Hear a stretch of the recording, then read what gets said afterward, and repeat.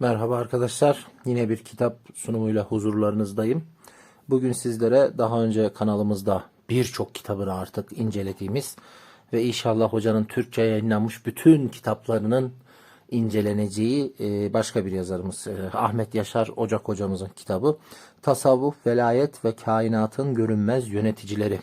Tarihsel, sosyolojik ve eleştirel bir yaklaşım alt başlığıyla. Bu kitabı aslında daha sonra inceleyecektim. Çünkü kanalda zaten Ahmet Yaşar Hoca'nın birkaç kitabını incelemiştim. Onlar peyderpey yayınlanacaktı. Bunu niye öne aldım? Sağ olsun başka bir videonun altına bir arkadaşımız bunu talep etti. Ben de dediğim gibi her zaman diyorum zaten sizin taleplerinizi önemsediğim için bunu öne aldım. İnşallah o talep eden arkadaş da izler ve beğenir. Bir zamanlar doğudan gelen ışık uzun zamandır parlaklığını yitirmiş görünüyor. O ışığın yeniden parlaması şüphe yok ki dünyayı da tekrar aydınlatacaktır. Hemen şey yapıyorum arkadaşlar. Ahmet Yaşar hocamızın CV'si. 1945'te Yozgat'ta doğan Ahmet Yaşar Ocak, 1963 Yozgat İmam Hatip Okulu, 1967 İstanbul Yüksek İslam Enstitüsü ve 1971 İstanbul Üniversitesi Edebiyat Fakültesi Tarih Bölümü Osmanlı Medeniyeti ve Müesseseleri Bölümü mezunudur. Yüksek lisansını 1974 yılında asistan olduğu Hacettepe Üniversitesi Tarih Bölümünde tamamlamış. Doktorasını 1978 yılında Strasbourg Üniversitesi'nde, yani bugünkü Mark Bloch Üniversitesi almıştır. Aynı yıl Hacettepe Üniversitesi'ne dönmüş. 83 yılında doçent, 88 yılında profesör olmuş. 2013'te yaş haddinden emekliye ayrılmıştır. O tarihten beri Top Ekonomi ve Teknoloji Üniversitesi Tarih Bölümünde öğretim üyesi olarak çalışmaktadır. Hoca hala çok, nasıl derler, böyle delikanlı, yani hala çok genç, hala üretiyor, ben hala yazıyor. Daha yeni bir kitabı çıktı, son alışveriş videosuna vardı, onu da çok beğenerek okudum. İnşallah onun da kanalda incelemesi olur. Hala hocanın konferanslarını muhakkak takip ediyorum falan. Yani eski insanlar böyle, hani bu kadar şeyi bilmesine rağmen asla biliyorum demiyor ve hala üretiyor, hala güncelliyor kendini. Yani hala belge okuyor, yayın yapıyor. Allah başımızdan eksik etmesin, uzun ömür versin. Kitaplarından bazıları. Bektaşi Menakıbnamelerinde İslam öncesi inanç motifleri. Bunu şu an bitirmek üzereyim. Bunun da kanalda incelemesi gelir. İslam Türk inançlarında Hızır yahut Hızır İlyas kültü, kanalda incelemesi var. Elvan Çelebi Menakıbul Kutsiye fi Menasübül Ünsiye, Baba İlyas Orasani ve sülalesinin menkıbevi tarihi İsmail Erünsal'la birlikte yapmış. Fransızca bir kitap. Kültür tarihi kaynağı olarak menakıbnameler, metodolojik bir yaklaşım, kanalda incelemesi var. Osmanlı İmparatorluğu'nun marjinal sufilik kalenderiler. Bunu da okuyorum aynı anda. Bu da güzel bir kitap. Osmanlı toplumunda zındıklar ve mühürtler yahut dairenin dışına çıkanlar. Sarı Saltuk Popüler İslam'ın Balkanlardaki destanı öncesi. Bunun da kanalda incelemesi var. Burada kitaplarından gerçekten bazıları, yani bizim kanalda buradakilerden çok fazla incelemesi var hocanın. Hemen devam ediyoruz. Hakkını hiçbir zaman hiçbir şekilde ödeyemeyeceğim eşim Şükran'a en içten sevgi, saygı ve şükranla. Zaten bu eski alimlerin bir romantik tarafı oluyor. O beni çok etkiliyor yani. Halil Hoca'da da vardı o. Halil Nalcık'ta da vardı. Eşini hep böyle rahmetle, nasıl derler, şeyle anardı. İşte bahsederdi. Övgüyle söz ederdi. Minnetle anardı. Allah eşlerimizi başımızdan eksik etmesin. Hocanın sunuş yazısı 21. Güzel bir teşekkür meselesi. Modern literatüre kısa bir genel bakış olarak hoca literatürü bir anlatıyor ilk önce. Problem ve yönteme dair. Hocamızın her kitabı aşağı yukarı böyle bir çok akademik tez tadında ama okuması kolay, anlaması kolay. O yüzden önce bir metodolojiyi, problemi ortaya koyuyor. Kaynak literatür taramasını yapıyor. Sonra farklı yaklaşımları anlatıyor ve kendi analizini ondan sonra anlatıyor. Çalışmanın amacı diye not düşmüşüm köşeye. Okuyorum alıntıyı arkadaşlar. Önce şu noktayı özellikle vurgulamak isteriz. Bizi böyle bir çalışma yapmaya iten asıl sebep tasavvufu ve onun bahis konusu kavramlarını pek denenmemiş olan tarihsel ve sosyolojik açıdan eleştirel bir yöntemle ele almak gerektiğine inanmamız olmuştur. Yola çıkışı bu. Daha açıkça söylememiz gerekirse bu çalışmanın asıl amacı hep teorik açıdan bakılan ve uzun asırlardan beri Müslüman toplumların artık İslam'ın olmazsa olmaz boyutu haline gelen tasavvufun nasıl bu noktaya ulaştığını, bunun hangi tarihsel ve sosyolojik faktörlerin tesiriyle meydana geldiğini görebilmektedir. Burada tasavvufu hoca zaten anlatıyor arkadaşlar. Hep böyle tasavvuf kendi içinde kalmış. Bilimsel metotlarla incelenmemiş. Hani benim bildiğim kanalda gene başka bir hocamızın incelemesini yapıyoruz. Mustafa Öztürk'ün. Hani onun kitaplarında biraz böyle bir ilahiyatın içinden geldiği halde tasavvufu, İslam'ı, dünyayı, inanç meselesini bağlamında inceleme meraklısı, hani meraklısı demeyeyim, yani gerekliliğini görebilen çok az insan gördüm. Yani klasik literatürü sürekli tekrarlayarak nakilci bir kültürü mü benimsiyor ki genelde İslam'ı anlatanlar öyle anlatıyor. Yani işte içeriden, İslam'ın içinden, ilahiyatın içinden bir Mustafa Öztürk Hoca ve benzerlerini gördüm. Böyle gerçekten ya bu konuyu biraz bilimsel ele alalım. Tarihinde, sosyolojisinde inceleyelim diyen çok az insan gördüm. Ahmet Hoca zaten tarihçi. Zaten böyle yapıyor. Ama kimsenin ele atmadığı bir konuya. Normalde bu konu az ilahiyatçıların konusu ama böyle bir yaklaşım yapmıyor. Bu arada Alfa'ya da çok teşekkürler. Yani çok güzel bir kapak. Hani ciltli, şeyli falan böyle. Ben çok seviyorum böyle. Daha kalıcı oluyor. Önemli diye not düşmüşüm arkadaşlar. Buahlere göre 21. yüzyılda materyalist yaklaşım öyle kuvvetle yerleşmiştir ki en koyu dindarları dahi etkisi altına alabilmektedir. Bu sebeple ona göre tasavvuf araştırmalarında çok önemli olan sufilerin mistik müşahede ve tecrübelerini bu yaklaşıma kurban etmek hata olur. Çünkü bunlar araştırmacıyı materyalizmden sıyırıp geniş bir perspektifle farklı epistemolojik metinleri anlama melekesine sahip kılmaya zorlar. Bu suretle onu materyalizmin dar yaklaşımından kurtardığı için sufilerin kerametlerinin en azından bazılarının gerçek olabileceklerini kabul etmesini sağlar. Bu meydanda zamanımız sufileri tasavvuf metinlerini nasıl anlamak gerektiği konusunda araştırmacıya yardımcı olabilirler.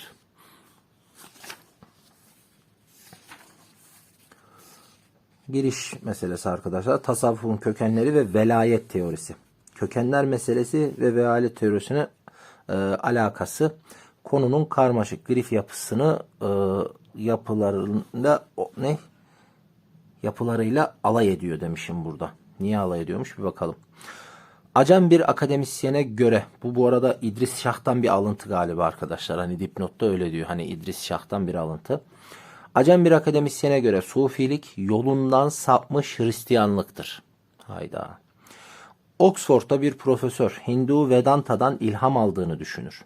Amerikalı bir profesör İslam'daki bilgi okumasına bir tepki olduğundan bahseder. Bir Sami edebiyat profesörü onda Orta Asya şaman geleneğinin izlerinin bulunduğunu iddia eder. Bir Alman onda Hristiyanlık artı bir de Budizm olduğuna bizi inandırmaya çalışır. İki büyük İngiliz oryantalisti güçlü bir neoplatonik etkisi olduğuna dair bahse girer. Ama işlerinden biri bağımsız türediğine kanaat getirecektir. Fikirlerini bir Amerikan üniversitesi yoluyla yayınlayan bir Arap, Sufiliğin ham maddesi olarak adını andığı neoplatizmin Yunan ve Acem ürünü olduğuna dair okuyucularına güvence verir. İspanyol Arap bilimcilerin en büyüklerinden biri onda Hristiyan manastır geleneği olduğunu iddia ederken bir yanda Maniheizmi Sufiliğin kaynağı olarak görür. Ünü bundan aşağı kalmayan başka bir akademisyen Sufiler arasında batınilik olduğunu söyler. Bu arada bir Sufi kitabının çevirmeni İngiliz profesör Sufiliği küçük bir Acem grubu olarak düşünmeyi tercih eder. Ancak başka bir çevirmen Sufiliğin mistik geleneğini Kur'an'ın kendinde bulur. Sufiliğin Arap ve Acem kitaplarındaki çok sayıda tanımı tarihsel olarak ilginç olsa da bunun asıl önemi Sufiliğin tanımlanamaz olduğunu göstermeleridir. Yani şuradaki metin bütün kitabın hani bu tasavvuf, sufilik, velayet nedir derken olayın karmaşasını, çünkü bunu da şöyle söyleyeyim. Burada hani hafif dalga geçmek için söylüyor arkadaşlar. Gerçekten bulunuyor. Yani şurada bulunur dediği her şey hocanın diğer kitaplarını da okuduğum için ya da buna benzer kitaplar okuduğum gerçekten buluyorsunuz. Yani o ögeyi öyle bir buluyorsunuz ki inkar etmek mümkün olmuyor. Sadece şunu yapamıyorsunuz. Sadece bu sebepten, sadece bu alandan, yani sadece neoplatizm, sadece maniheizm, sadece zerdüştlükten geldi. Ama İslam'da da gerçekten yeri vardı. Yok, Orta Asya kültüründen de bir şeyler geldi. Şamanizmin de etkiledi. Hepsinin nüvelerini görüyorsunuz ama sadece bir tanesinin mecrasına dahil edemiyorsunuz. Gerçekten görüyorsunuz. O yüzden bizim klasik, demin dediğim klasik nakilci arkadaşlar, sürekli tekrar eden o şeyler buna birazcık karşı gelse de gerçekten çok üst üste binmiş. İçinde belki de İslam'la hiç alakası olmayan şeyler de var. İslam'da alakası derken sadece Kur'an'ı kastetmiyorum. Hadis ve sünnet geleneğini de kastediyorum. Yani bizim asıl kaynaklarımızın hiçbirinde olmadığı halde sonradan gelenler de gerçekten var.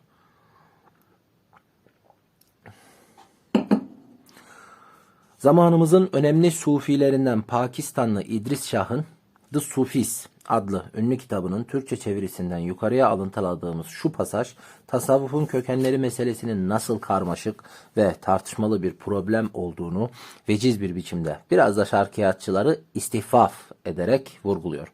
Evet, hafif dalga geçme arkadaşlar. Aşağıda ana hatlarıyla göstermeye çalışacağımız gibi tasavvufun kökenleri konusu çok değişik yaklaşım ve tezin karşı karşıya geldiği ihtilaflı bir meseledir. Sonuçta batılı ve Müslüman uzmanlar arasında şu üç eğilimin ortaya çıktığı görülür. 1. Tasavvufun kökenleri İslam'dan önce veya İslam'a çağdaş harici mistik ve felsefi kültürlere dayanır. Nitekim birkaç istisna hariç çoğunluk şarkiyatçıların ve bazı Müslüman bilim insanlarının bugün de görüşleri bu merkezdedir. 2.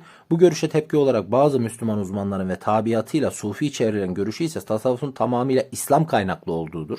Çünkü tasavvuf gibi İslami bir inanç ve hayat dünyasının yabancı tesirlerin altına meydana gelmiş bulunması kabul edilemez ve gerçek dışıdır.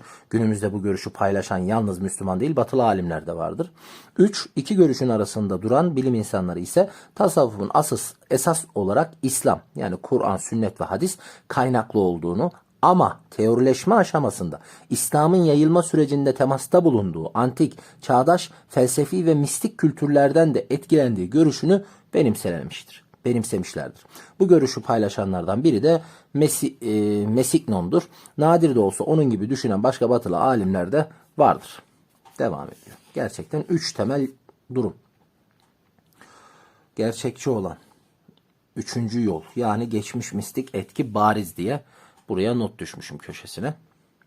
Böyle baktığımızda şu gerçeği kabul etmemiz kaçınılmaz olur. İleriki kısımlarda göreceğimiz gibi Sufiler arasında Yahudi, Hristiyan, Zerdüşti, Maniheist, Budist, Gonist ve vesaire gayrimüslim mistiklerle, filozoflarla ilişki kuran, görüş alışverişinde bulunan, dolayısıyla karşılıklı etkileşim içine girenler oldu. Özellikle 9. yüzyıl ile 10. yüzyıl ilk çeyreği arası gibi Şakiki Belhi, Maruf-u Kerhi, Beyazıt-ı Bistami, Zenunnu Mısri, Şerhlü Testüri, Cüneyd-i Bağdadi, Hallacı Mansur gibi ilk büyük teorisyen sufilerin bu çevrelerle ilişkide bulunan, üstelik çeviri hareketinin yoğun olduğu bu yüzyıllarda yaşamış kimseler olmaları bir tesadüf değildir. Gerçekten değil. Kavramların ödünç alınması ve dönüşmesi diye not düşmüşüm. Ayrıca karşılıklı etkilemelerin kavram alışverişini de ihtiva ettiği başka bir tarihsel gerçekliktir. Gerçekten öyle. Hocanın başka kitaplarından da alıyoruz. Yani Hristiyan bir kavram İslam'a geçiyor ama Hristiyan olarak geçmiyor. Yanlış anlaşılmasın arkadaşlar. Hani onu o zamanın Müslümanları kendilerince başka şey alıyor. Ya hangisiydi? Hocanın galiba Sarı Saltuk kitap incelemesinde ya da bu şey incelemesinde, Menakıbnameler incelemesinde vardı. Orada Kesikbaş'ta da olabilir. Hani Kesikbaş folklorik olarak Kesikbaş'ın nereden geldiği meselesini, İslam öncesi kaynaklarından da bu tarz figürlerin olduğunu anlatıyor. Burada şuna özellikle dikkat etmeliyiz. Bahsettiğimiz temas ve ilişki sonucu süreç çok muhtemel olarak şu iki aşamada gelişmiş olmalıdır. 1. Kavramların ödünç alınması aşaması. 2. Ödünç alınan kavramların işlenerek geliştirilme, dönüştürülme, zenginleştirme ve yenilerini yaratma aşaması. Nitekim tasavvuf kaynaklarındaki kavramlara ve izah ediliş tarzlarına bakıldığında olduğu gibi alınıp kullanılmadıklarını, işlediklerini, geliştiklerini, hatta orijinalinden daha muhtevalı ve zaman zaman da farklı bir konuma yerleştirdiklerini görmek hiç de zor değildir. Tam da ben söylemiştim. Aslında bundan sonra alıntıyı tam okuyayım, ondan sonra yorum yapayım. Çünkü burada bir cümleyi okuyorum, bir şey diyorum, zaten hoca altta onu demiş oluyor. Netice itibariyle şunu söyleyebiliriz. Velayet teorisi, tasavvufun temel kurumu sıfatıyla Kur'an-ı Kerim, Hazreti Muhammed'in yaşantısı ve hadisleri üzerine bina edilmekle beraber İslam öncesi felsefi ve mistik kültürlerden de etkilenmiş olmalıdır. Fakat o etkiler olduğu gibi muhafaza edilmek yerine Kur'an ayetleri ve hadislerin yorumlanması ile geliştirilmiş, yorumlanmış ve tasavvufun temel kurumunu teşkil edecek bir mahiyet kazanacak konuma gelmiştir. İslam dışı kökenler tezi. Tasavvuf, İslam öncesi felsefi, mistik ve kültürel etkilerin ürünüdür. Bu hipotez bu arkadaşlar. Klasik şarkiyatçılar tasavvufu etkilediğini ileri sürdükleri İslam öncesi felsefi ve mistik kültürler konusunda tek bir görüşle anlaşmış değillerdir. Her birinin kendi kökenleri, bilimsel altyapı ve uzmanlıklarının yönlendirdiği araştırmaları onları farklı dini ve kültür çevrelerine odaklamaya sevk etmiştir. İslam öncesi etkiler diye not düşmüş. Yayınlara bakıldığında tasavvufu etkileyen kültür çevreleri olarak etki derecesine göre önümüze şöyle bir tablo çıkıyor. Ana kültür akımı olarak Helenistik kültür parantezinde, yani Helenistik kültürün içinde 1. Yeni Eflatunculuk, 2. Gnostizm, 3. Hermetizm, 4. Yahudi mistisizmi, 5. Hristiyan mistisizmi, 6. Zerdüşti ve Maniheist İran mistisizmi, 7. Budist Hint mistisizmi. Bunların hepsi arkadaşlar. Sayfa 45'ten gene bir alıntı. Her medeniyet önceki medeniyetlerden iktibaslarla başlar. Yani alıntılarla başlar. Onları özümseyerek geliştirir ve gelişir. İslam medeniyetinde bu ezeli gerçeğin parçası olarak başlayıp geliştiğine şüphe yoktur. Yani bununla mücadele etmek niye, onu anlamıyorum. Mesela şu, yani normal bir insan, Müslüman, tamam, kendince aşırı Müslüman ve sadece nakilci, klasiklerden başka hiçbir şey bilmiyor. Böyle koyu sünni olabilir. Hani o sünnilik bile zamanında nasıl algılandı, bugün artık algılanan sünnilik mi vardı tarihte, o bile bir tartışmalı konu. Ona ben de şey yapıyorum, hani tam şey yapmıyorum, katılmıyorum. Ama mevzu şu, bu kadar sert olmaya gerek var mı? Gerçekten. Şimdi o insana ben desem ki bak tarih böyle akıyor, yani şu şunun devamı, bu bunun devamı. Normal bir insan olarak, mantığını çalıştıran bir insan olarak hemen ikna olacağı bir şey. Mevzu İslam'a gelince, yani zaten burada belki yanlış anlaşılan şu oluyor. Buradaki iktibaslar İslam medeniyetinin daha sonraki şeylerle kendinden önceki medeniyetlerden parçalar alıp üst üste koyması İslam'ın özüne dair değil. Yani İslam'ın özündeki o tevhid inancına karşı değil. İman esaslarına karşı değil. Bazı şeylerin algılanma ve uygulanma biçimine karşı. Ama insanlar nedense bu tarz basit şeyler üzerinden sürekli birbirlerini tekfir etmeye, din dışı saymaya, kavga etmeye çok meraklılar yani. Garip. İslam felsefesi ve tasavvufi düşünce tarihinin ilk domino taşı Abbasi dönemi çeviri hareketi ve teorik tasavvuf. Her şey burada başlıyor. Çeviri hareketlerindeki ortam diye not düşmüşüm buraya. Çevirmenlerden Grigori, bunu nasıl okuyacağım ben ya? Tamaturgos. Grigori Tamaturgos'un ortamı tasvir eden şu sözleri çok ilginç olup halifelerin nasıl bir ruh hali içinde bu çeviri hareketini desteklediklerini ortaya koyuyor. Burada da alıntı yeri var. Hiçbir konuyu incelememiz yasak değildi. Bak, özgürlük ortamına bak arkadaşlar. Gizlenen, saklanan hiçbir şey yoktu. Barbarlara veya Greklere ait olsun, her doktrinle, dünyevi olsun manevi olsun, ilahi olsun beşeri olsun, her şeyle uğraşmamıza izin vardı. Tam bir güven içinde incelemeler yapıyor, bütün bir bilgi dairesini dolaşıyor ve ruhun bütün zevklerine nail olarak mutmain oluyorduk. Yani bunu diyen adam çeviriyor, o dönemin çevirmenlerinden. Yani bu olay arkadaşlar hani 1000 yıl falan önce ya. Yani bizim 1000 yıl önceki durumumuz ve bugünkü durumumuz. Halife Mansur ile ilk Memun'la ikinci ve hızlı bir çeviri hareketi başladı. İşte bu hareket tıp, astronomi, matematik gibi bilim adamlarında olduğu kadar felsefi ve mistik alanda da hareketli ve canlı bir biçimde gelişti. Bu hareketin iki entelektüel teşvikçisi görüldüğü gibi Halife Mansur ve Memun. Yani çeviri hareketini, bütün bu serbestliği içinde bilginin her aşamasında insanları özgür bırakan, yani gelişmenin yolu açık arkadaşlar, belli. Hani günümüzde gelişim teorisinde birkaç istisnai örnek, işte Çin örneği, Güney Kore örneği, hani otoriter rejimlerle de gelişim olabileceği teorileri var. Ama o çok maddi ve yüzeysel bir gelişme ve çok anlık. Hani sadece bu günü kurtarmak adına. Ama bizim gelişme dediğimiz şey de insan mutluluğu, refahı, sürdürülebilirliği, çevreyle uyumu, hani medeniyet kurma meselesi biraz da hani 100 yıl, 200 yıl, 1000 yıllık meseleler ya. Bu tarz bir gelişim olması için özgürlük olması şart. Ve bu artık hani tabiat yasası gibi bir şey olmuş galiba. Çünkü durum İslam'da da aynı, Amerika'da da aynı. Hani Hep diyorum ya, tarih ve coğrafya bağlamında incelediğimizde zaman üstü bir olay galiba bu. Hani hangi yüzyıla gidersen git, o yüzyılda hangi coğrafyaya gidersen git, fikir hürriyeti varsa, araştırma, bilgi, özgürlük varsa bir medeniyet inşası ortaya çıkabiliyor. Bunun olmadığı yerde hiçbir şey olmuyor. Memun demişim.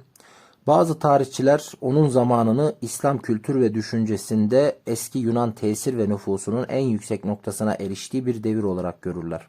Onlara göre bunun sebebi düşüncelerinin haklılığını ispat edecek delilleri eski Yunan felsefi eserlerinde aramak istemesidir. Bu yüzden Konstantinopolis'e Doğu Avrupa, Doğu Roma İmparatoru Neo nezdine bir elçilik heyeti yollayarak ondan kütüphanesinde büyük eksik olarak gördüğü bazı Yunanca felsefe yazmaları istemiş olduğu nakledilir. İmparator halifenin bu arzusunu yerine getirmiş ve ona bazı yazmalar yollamıştır. Memun'un 830 yılında Bağdat'ta geniş bir çeviri atölyesi, Bilimler Akademisi ve İskenderiye Kütüphanesi'nden sonra en kapsamlı bir kütüphaneden müteşekkil olmak üzere meşhur Beytül Hikme'yi tesis ettiği görüşü uzun süre kabul görmüştür. Bunu da dipnotu da Hitti diye bir abiye uzunca bir dipnot var burada. Meşhur İslam filozofu El-Kindi de işte bu Beytül Hikme'de yetişmiş bir şahsiyet idi. Yani Kindi'ye bakarsanız arkadaşlar, İslam filozoflarının ilki olarak literatürde geçer. İkincisi Farabi'dir. Yani o insanı yetiştiren ortam bu işte. Beytül Hikme. Felsefi, mistik ve kültürel etki çevreleri, toplu bakış ve değerlendirme. Bu konuda belki ilk başta söylenecek olan şey aşağıda açıkça görüleceği üzere fetihler sonucu İslam dünyasının temasa geldiği kültür çevrelerinin çokluğu ve çeşitliliğinin hayret verici derecede fazla oluşudur. Gerçekten çok hayret verici ve fazla çevre ve İslam'ın ilk dönemindeki halifeler, insanlar, bilim adamları bu özgürlükle bunu kendi bünyelerine, İslam dairesine dahil edebilmeyi başarmışlar. Çünkü İslam'dan gelen, İslam olmaktan gelen gerçekten bir insan onuru, haysiyet yüksekliği ve özgüveni var. Hani haysiyeti, onuru, özgüveni olunca o gerçekten şeylerin olmuyor. Nasıl derler? Korkuların olmuyor. Dışarıya açılırken kendinden emin şekilde açılabiliyorsun. Dışarıdan gelenlerden korkmuyorsun. Genelde içe kapanma durumları, yani kendi kendine propaganda meseleleri, iç kamuoyuna propaganda meseleleri hep böyle kapalı ve geri, yoz toplumlarda olur. Hani genelde gerçekten özgür, kendine güvenen toplumlar dışa açılmaktan, dışarıyla temas kurmaktan çekinmezler. Yani tarihte de böyle oldu. Osmanlı'da da böyleydi, Roma'da da böyleydi. İşte gördüğünüz gibi İslam'ın ilk dönemleri de böyleydi. Yine böyle olan, bugün bakın çevrenize, bu şekilde çevreden korkmayıp dışa açılabilen, hani kendi iç bütünlüğünü koruyan ama dışarıdan gelenlere de korkmadan, tepki vermeden içine alabilen, bunlarla yüzleşebilen, kendi bünyesinde dışarıdan gelen şeyleri eritebilen medeniyetler önümüzün, geleceğin yüzyılın medeniyetleri olacak. Bu itibarla tasavvuf düşüncesinde ve tabii ki velayet teorisinin oluşumunda etkili olduğu savunulan söz konusu çevreleri kısaca gözden geçirmeye çalışacağız. Buraya 1 demişim. Ana akım Helenistik kültür ve tasavvuf. O hani saymıştı ya 6-7 madde arkadaşlar. Hoca şurada. Şimdi onları tek tek inceleyeceğiz. Hatta gitmeden kısaca bir daha bir göstereyim. Şurada saymıştı ya. Yeni Eflatunculuk, Gnostizm, Hermetizm, Yahudi mistisizmi, Hristiyan mistisizmi, Zerdüşt, Mahineist, hani bunlar tasavvufu etkileyen şeyleri şimdi başlık başlık inceleyecek hocam. Ana akım Helenistik kültür ve tasavvuf. Büyük İskender'in peşinden bütün bir Orta Doğu ve Doğu dünyasını kuşatan ve adına Helenizm denilen büyük kültür akımının bünyesinde oluştukları bilinmektedir. Helenizm ileri sürdüğüne göre Orta Asya'da 200 yıl boyunca Yunanca vasıtasıyla hakimiyetini devam ettirmiş. Hermetizm bu vasıtayla Merv'i bir merkez haline getirmiştir. Yeni Eflatunculuk ve tasavvuf bunun alt başlığı arkadaşlar. Bu birincisinin alt başlığı. Uzmanlar yeni Eflatunculuk ve tasavvuf. Uzmanlar genel olarak yeni Eflatunculuk denilmekte olup 3. yüzyılda ortaya çıkan mistik felsefenin Yahudi ve Hristiyan mistisizmini, İslam tasavvufunu derinden etkilediği konusunda hemfikirdirler. İslam tarihçileri de neredeyse ittifak halinde tasavvufta yeni Eflatunculuğun tesirinin çok belirgin olduğunu söylerler. Yeni Eflatunculuk kısaca Plotinus adında İskenderiyeli mistik bir filozofun Aristoteles ve daha ziyade Platon'un fikirlerini temel alarak geliştirdiği 3. yüzyılda İskenderiye'de ortaya çıkan monist yani tek yaratıcı, panteist yeni bir dini mistik akım olarak tarif ediliyor. Plotinus'un yine İskenderiye mektebine mensup mistik bir Yahudi filozof olan Filon'dan etkilendiği kabul ediliyor. Uzmanlar Eflatun'un meşhur ideal alemi düşüncesinden yola çıkarak içinde antik Mısır mistisizminden, Stoacılardan, Gnostizmden ve bazı fikirler ihtiva eden bu dini mistik akımın en göze çarpan özelliğinin monist ve panteist olması olduğunu belirtiyorlar. Monist ve panteist olmasının izahını da şuraya diye not düşmüşüm arkadaşlar. Yeni Eflatunculuğun teorik tasavvuf düşüncesi açısından önemi, Eflatun'un Tanrı'yı ifade etmek için kullandığı demiorgos yerine nous telakkisiyle tek yahut bir anlayışını öne çıkarmış olmasıdır. Ona göre kainat bir ile, tek ile doludur. Ama kainat o bir yahut tek yani Tanrı değildir. Plotinus insanın kendi benliğinden geçip Tanrı'ya yani bire yani nous'a yaratıcıya ulaşmayı hedeflemelidir. O bu düşüncesini nüzul uruç yani iniş ve çıkış teorisiyle açıklıyor. Alem birden yani Tanrı'dan nüzul etmiştir. Yani insan birlikten çokluğa doğru yola çıkarak varlığı idrak eder. Sonra çokluktan birliğe yani Tanrı'ya ulaşır. Ona göre alem özde değil lakin fiilde Tanrı'dan farklıdır. Hani bunları okuyunca Farabi'nin de neyi nereden aldığını daha iyi anlıyorsunuz arkadaşlar. İsmaili dahiler tasavvufa sızıyor diye not düşmüşüm. Horasan ve Mavena-ül Nehir baş dahisi Muhammed en-Nesevi yeni Eflatuncu felsefeyi İsmaili teolojisine başarılı bir şekilde uyarlayan ilk İranlı dahi kabul ediliyor. Dafteri gibi birinci derecede yetkili bir ağızdan ifade edilen bu tespitin bizim açımızdan değeri İsmaililerin Alamut sonrası tasavvuf çevrelerine sızmaları sebebiyle o çevreleri etkilemesi açısından önem ifade eder. Moğolların elinden kurtulan İsmaili dahilerinin bir takiyye yöntemi olarak tasavvuf çevrelerine sızdıklarının kanıtları her ne kadar henüz yeterli çalışmalar olmaması sebebiyle şimdilik kesinlik kazanmamışsa da bunun bir vaka olduğu hususunda şüphe yoktur. Gerçekten tasavvuf çevreleri her türlü abuk subuk insanın sızmasına çok müsait arkadaşlar. Hani tasavvuf çevreleri, tarikatlar, cemaatler hani bu tarihte de böyleydi, bugün de böyle. Hani bu tarz yerlere sızması kolay.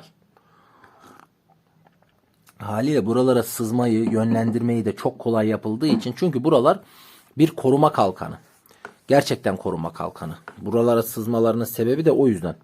Hani şey yapsa yönetimler, halk bunlara karşı gelse buraya sızmanın bir amacı olmasa hani koruyucu bir amacı olmasa kimse sızmayacak. Ama buralara sızmak hem kolay hem koruyucu. Bu yüzden dolayı sıkıntı çekiliyor.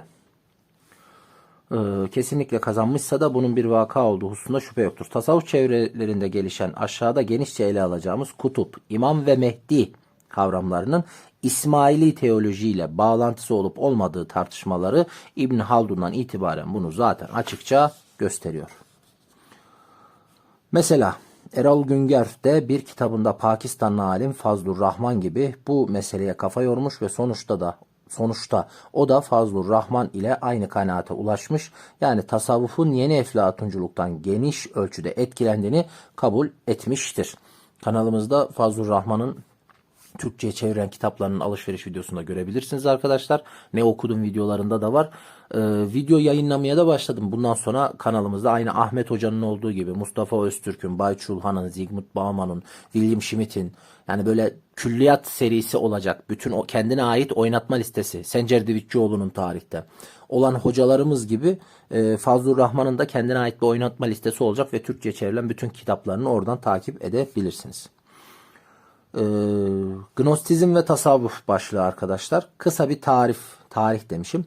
Modern İslami literatürde irfaniye diye zikredilen Gnostizmin münhasıran Orta Doğu coğrafyasında yani Mısır, Suriye, Anadolu ve İran'da M.Ö. 5-4. yüzyıllarda 5 ila 4. yüzyıllarda etkisini gösteren felsefi mistik bir akım olarak bilhassa Maniheizm ve Sabilik gibi Hermetist dinlerin mistik düşüncesini geniş ölçüde etkilediği kabul edilmektedir. Bu yolla İran mistisizmine, hatta İsmaili Şiiliğinin oluşumuna geniş ölçüde katkıda bulunduğu gösterilmiştir. Aynı şekilde Yahudi ve Hristiyan mistisizmine de önemli bir katkı sağladığı ileri sürülmektedir. Nedir diye not düşmüşüm. Gnostizmin ana fikri nedir? Duyular yoluyla elde edilen bilgilerin insanı selamete götürmeyeceği. Yani duyu dediği burada 5 duyu organımız. Yani dış dünyayı insan odaklı olarak algılamamız. Ancak insanın içinden keşif ve ilham yoluyla doğan aydınlanmanın sağlayacağı bilgi. Grekçe gnosis, gerçek bilgi, irfan demek, ile hakikate ve selamete erişilebileceğidir. Dünyevi gayeler, engeller insanın içindeki hakikat ışığının meydana çıkmasını engellemektedir. İnsan onlardan kurtulduktan sonra ancak o hakikat ışığına ulaşabilir. Bunu savunuyor. Burada da tasavvufa etkisi demişim. Gnostizm Yahudi ve Hristiyan mistisizmini etkilediği gibi çeviriler vasıtasıyla tasavvuf çevrelerini de derinden etkileyen bir akım oldu. Bu arada arkadaşlar hani dipnotları okumuyorum tabii ki ama yani hoca şurada zaten fark ediyorsunuz her cümlenin sonunda kaynakçasını, dipnotunu falan veriyor. Hani bazı düşünceler doğrudan hocanın olmayabilir. Hoca onları desteklemek için kullanmış olabilir. Onu da söyleyeyim. Gnostik düşüncenin tasavvufa yabancı olmayan bir zihniyeti yansıtmakta olduğu açıkça görülmektedir. Tasavvuf düşüncesinde fakihlerle sufiler arasında bitmeyen tartışma konularından biri bilindiği üzere ilmi zahir ve ilmi batın meselesidir. Araştırmacılar genel olarak ilmi zahirin karşıtı olan ilmi batının ve bilginin en yüksek derecesi hakikati simgeleyen hak el yakin kavramlarının tam olarak gnosise karşılık geldiğini kabul ediyorlar ve bunu gnostik mistisizmin tasavvufa yansıması olarak yorumluyorlar. Tabi fakihler hukukçu adamlar. Hukuk neye bakar? Delile bakar, şahide bakar, gerçek olaya bakar. Ama şeyler ne? Sufiler ne? Burada diyor ya hani fakihlerle sufiler. Sufiler hiç gerçekle alakası olmayan tamamen iç keşfe inanan insanlar. Haliyle zahir aldatıcıdır. Kalp gözünle gör. Ya tamam da şöyle bir düşün var. Hep ben onu söylüyorum. Bak sufileri ben kategorik olarak karşı çıkmam. Ben genel olarak çoğu şeye kategorik olarak karşı çıkmam. Ama bunun bir derecesi ve insanları bağlama durumu vardır. Yani adamın biri çıksa gelse ki ya benim kalbime doğdu. Ben peygamberim diyor. Değil mi mesela? Biz buna niye inanmıyoruz? Çünkü yani tabi İslam olduğumuz için son peygambere iman ettik. Onu biliyoruz. İmanımız o yönde. Belki o yüzden inanmıyoruz ama biraz da aslında şu yüzden inanmıyoruz. Ya bir adam peygamberim dedi diye kendi belki ruh halinde bir sıkıntı vardır. Buna gerçekten inanıyor olabilir. Mesele o değil. Ya da bir adam bir keşif yaptığını söylüyor. Ona şey yaptığını söylüyor. Kendine Allah'tan bir lütuf geldiğini, bir keşif, bir keramet yaptığını söylüyor ya. Ya bu onu bağlar. Gerçek bile olsa onu bağlar. Hani onu anlatmaya çalışıyorum. Çünkü biz onu bilemeyiz. Onu temaşa eden, onu yaşayan o. Hani diyelim ki yaşadığı anda onu doğru bir şekilde algıladı ve gerçekten bir keramet ehli oldu. Bir ilham geldi, bir keşif yaşadı. Ama o keşfi yaşadığı andaki kendisiyle sonradan aktardığı aynı mı? Çünkü keşfi hepimiz öyleyizdir. Bir anı yaşamakla o anı aktarmak arasında muhakkak bir şeyler kaybolur. Bir anı yaşarken %100 her şeyiyle yaşarsın ama aktaramazsın. O duyguyu veremezsin. Zihnimiz de öyledir. Zihnimizdeki bazı düşüncelere, fikirlere kelime yetmez, izah yetmez. Değil mi? Haliyle bu keşif meselesinde ben kategorik olarak karşı çıkmam sufilere ama kimin tarafındayım? Tabii ki fakihlerin tarafındayım. Çünkü ben insanım, gözümle gördüğüm, aktarabildiğim, delillendirebildiğim şeyleri insanlara aktarırım ve ikna etmeye çalışırım. Ve toplum bunun üzerinden kurulur. Ben kalbimden şöyle, gerçi bunun üzerinden kurulmuyor da neyse oralara girmeyeyim şimdi. Hermetizm ve tasavvuf arkadaşlar. Kısaca ve basitçe özetleyecek olursak uzmanlar hermetizmin biri yüce ilah, diğeri yaratıcı fail yüce ilah olmak üzere iki ilah inancı etrafında merkezleştiğini belirtiyorlar.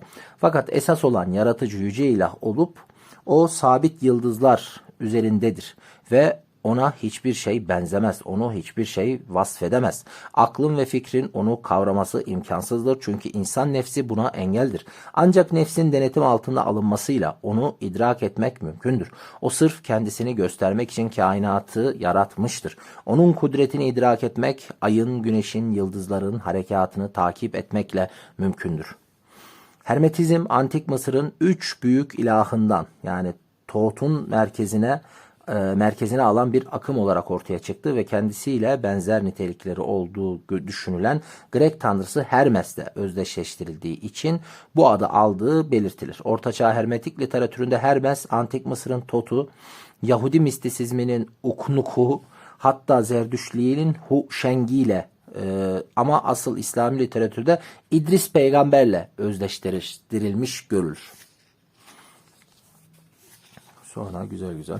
Yahudi ve Hristiyan mistisizmi ve tasavvuf.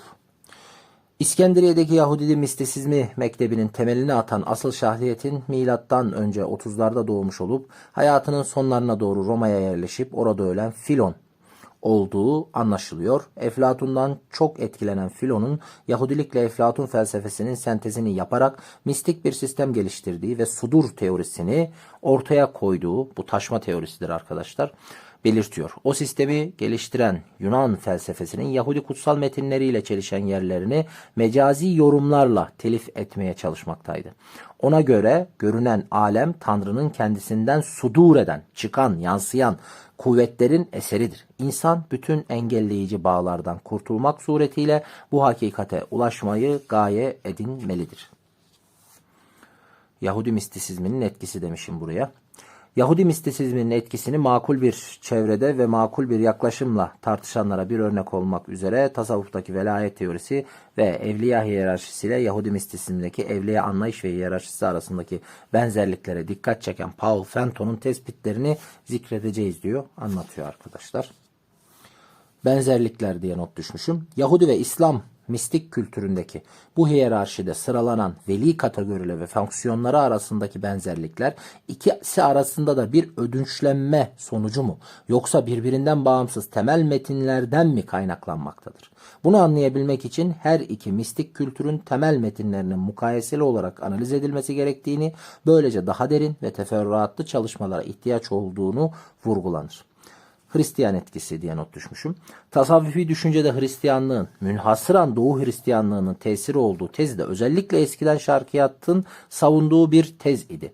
Teorik tasavvuf düşüncesinde İslam öncesi malum felsefi ve mistik tefsirlerin bulunduğu fikrine iştirak etmekle beraber daha önce de belirtildiği üzere esasen tasavvufun Kur'an-ı Kerim kaynaklı olduğunu savunan Mesigno'nun bile adeta bütün mesaisini vakfettiği Hallacı Mansur'da sanki Hazreti İsa'yı görmek istediğini düşünenler vardır. Tasavvuf düşüncesinde Hristiyan mistisizmi etkilerinin daha ziyade yeni eflatuncu motifler aracıyla vuku bulduğunu savunan araştırıcılar, gerekçe olarak yeni eflatunculuğun İslam'dan çok önce Hristiyan düşüncesinde hazmedildiğini belirtirler. Zerdüşti ve Manihist İran mistisizmi ve tasavvuf. Esasında İran ile Hint mistik etkilerini birlikte mütalaa etmek belki daha doğru bir yaklaşım olacaktır. Zira İran ile Hindistan arasındaki ilişki ve etkileşimler bilindiği gibi antik çağlardan beri kesintisiz süregelen bir tarihsel gerçektir. Helenistik kültürün sabi yani hermetik ve gnostik düşünceyi tesir altına aldığı İran'ın da bu geniş coğrafyanın bir parçası olduğu hatırlanırsa söylediğimiz daha iyi anlaşılır. Budist, Hinduist ve Brahminist mistisizmi ve tasavvuf arkadaşlar. Zaten oradan bir şeyler almaması mümkün değil. İhvanus Safa risaleler ve tasavvuf. Kimdir demişim İhvanus Safa. İhvanus Safa mühim bilimsel ve tasavvufi akımların merkezlerinden biri olan Basra'da yarı gizli kimliğiyle faaliyet gösteren felsefi, dini mühim bir topluluğun adıdır. Teorik tasavvuf üzerinde etkili olduğu varsayılan bir diğer çevrenin de İhvanus Safa ve risaleleri olduğu düşünülür. İhvanus Safa, Abbasi İmparatorluğu'nda bir yandan yoğun siyasal problemler, diğer yandan toplumsal ve kültürel karmaşalar yaşandığı pek çok ve pek çeşitli dini grupların oluştuğu 10. yüzyılda ortaya çıktı. Düşünceleri neymiş? Bunlar muhakkak ki genelde Müslüman idiler. Fakat İslami inançları felsefi bir takım düşünceler ışığında yorumluyorlardı. Mamafih bu konuda farklı görüşler olduğu gözden kaçmıyor. Bir görüşe göre onlar başta şu 4 kaynaktan besleniyorlardı. Felsefe, mukaddes kitaplar, yıldızların hareketleri ve Allah'ın temiz ve saf insanlara bahşettiği ilhamlar. Bu felsefi düşüncelerin kaynağının hermetik kültür çevresinde Aristotelesçilik ve yeni eflatunculuk olduğu genellikle kabul ediliyor. Dediğim gibi hep dipnotları var. İhvan-ı Safa Risaleleri de galiba ayrıntı yayınlarından yayınlanmıştı arkadaşlar. Bakabilirsiniz. 4 ciltti galiba. Ben çok eskiden okumuştum. Makale şeklinde böyle kopyalı çıktı şeklinde alıp okuyabilmiştim. Hala kitap olarak kütüphanemde yok. Belki onu tekrar ben de temin eder okurum. Yani İhvan-ı Safa Risaleleri İslam dünyasının ilk böyle nasıl derler ansiklopedik maddeleri gibidir arkadaşlar. Hani bilgi odaklı, güzel, temiz, felsefi metinler.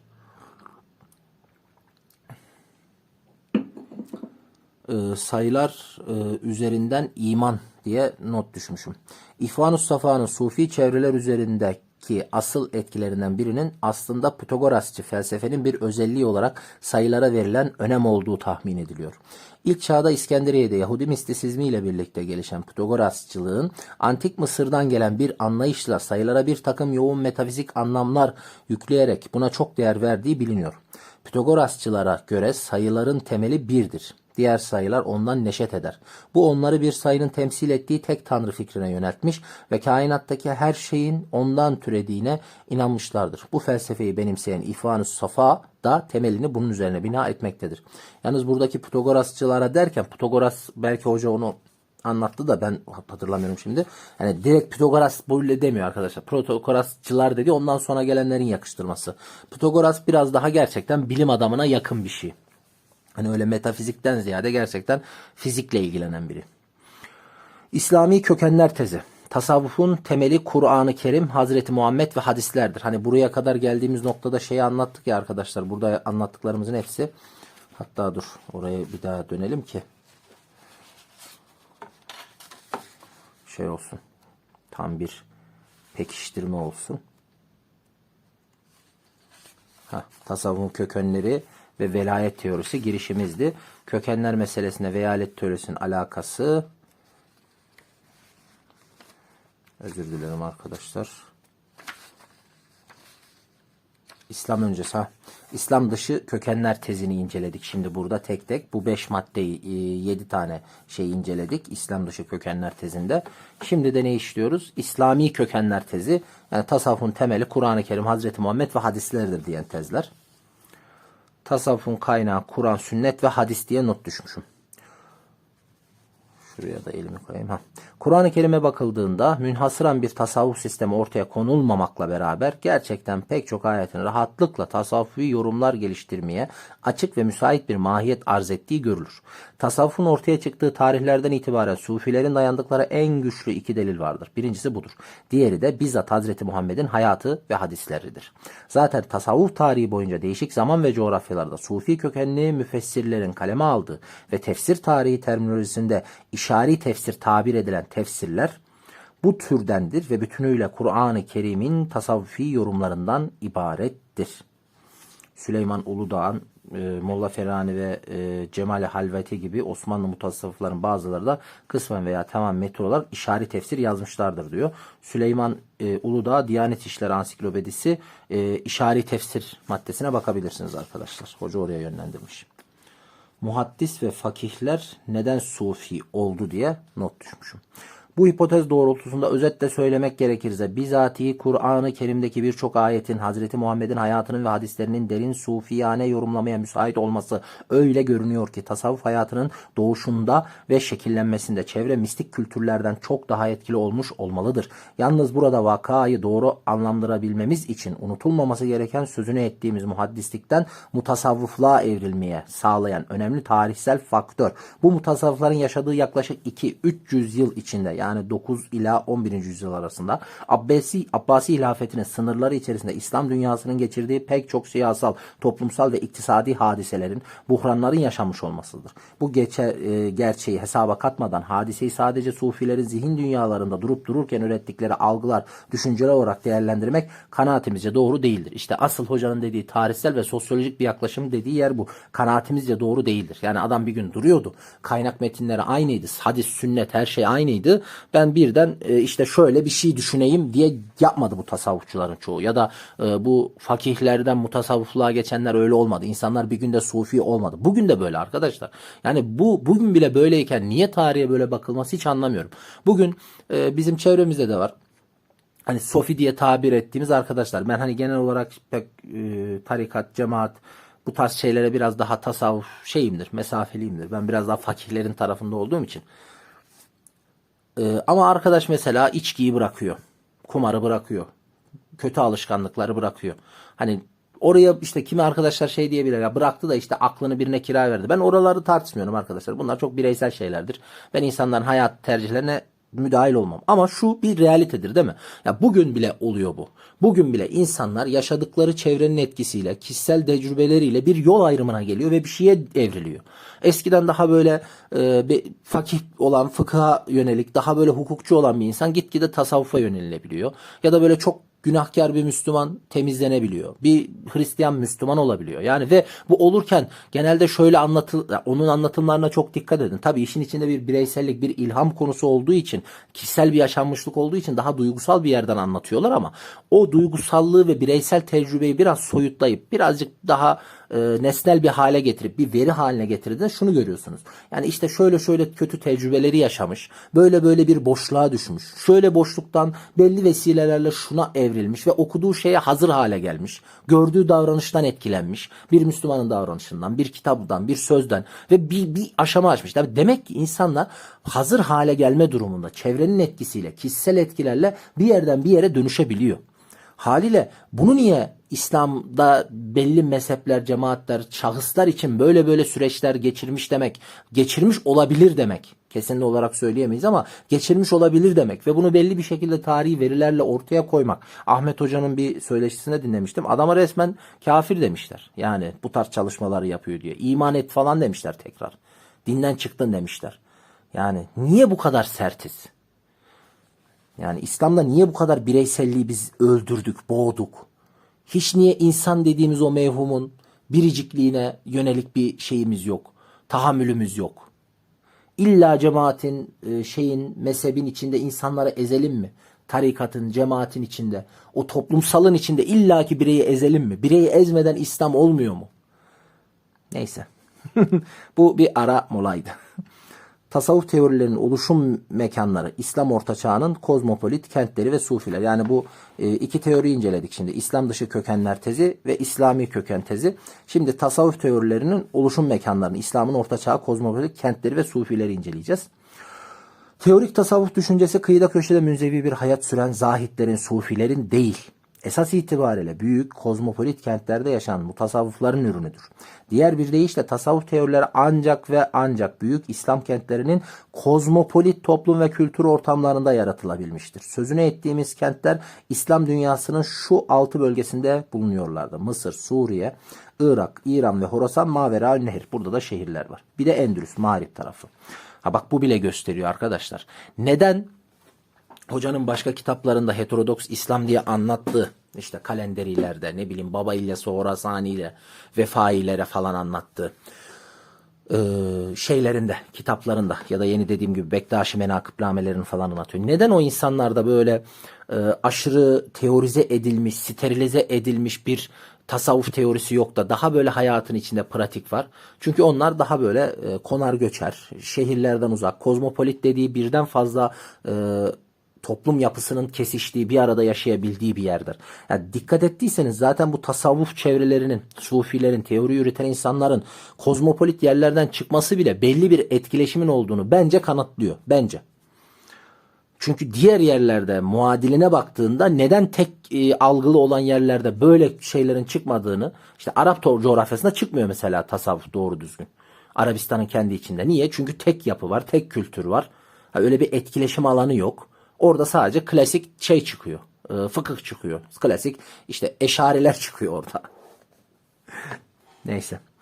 6 bölgeden birine mensup olmakla beraber tasavvuf anlayış ve düşüncesi olarak teşkil ettikleri mekteplere baktığımızda başlıca şu 4 temel mektebin mensubu oldukları görülür.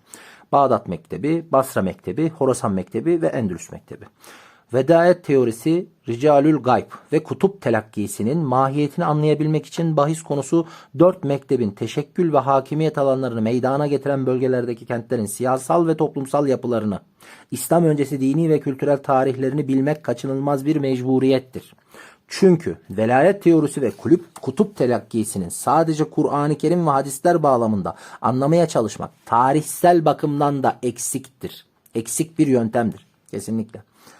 Ama bizimkileri soksan tarihsel desen, buna böyle bir şey var desen tarihselci diye işte bazı hocaları şey yapıyorlar. Yaftalıyorlar hemen. Bilindiği üzere bu orta ve yeni çağlar İslam dünyasında sadece tasavvuf alanında değil, bilimsel alanda da bir çeşit usta çırak ilişkisi üzerinden yürümekte olan bir süreç idi. Büyük sufilerin sohbetleri hem genç sufileri olgunlaştıran hem de kendi tasavvuf öğretilerini onlara telkin ederek yayılmasını sağlayan en önemli vasıtaydı. Bu seyahatler sufilerin pek çok kentte çok değişik kültürel ve sufi çevreleri onların hayat tarzlarını ve fikirlerini öğrettiklerini tanımaları vesile oluyordu. Ayrıca bir başka önemli faktör de hayatlarında en az birkaç defa hac etmek üzere yollarının Mekke'ye düşmesiydi. Mekke adeta hem ulemanın hem sufilerin birbirini tanıdıkları, ölçüp tarttıkları bir uluslararası platform görevini icra ediyordu. Bu Mekke'nin bir araya getirme vasfını Nurettin Topçu da Anadolu sosyalizmi ve sosyalizm bağlamında sol bir tanlanstan inceliyordu.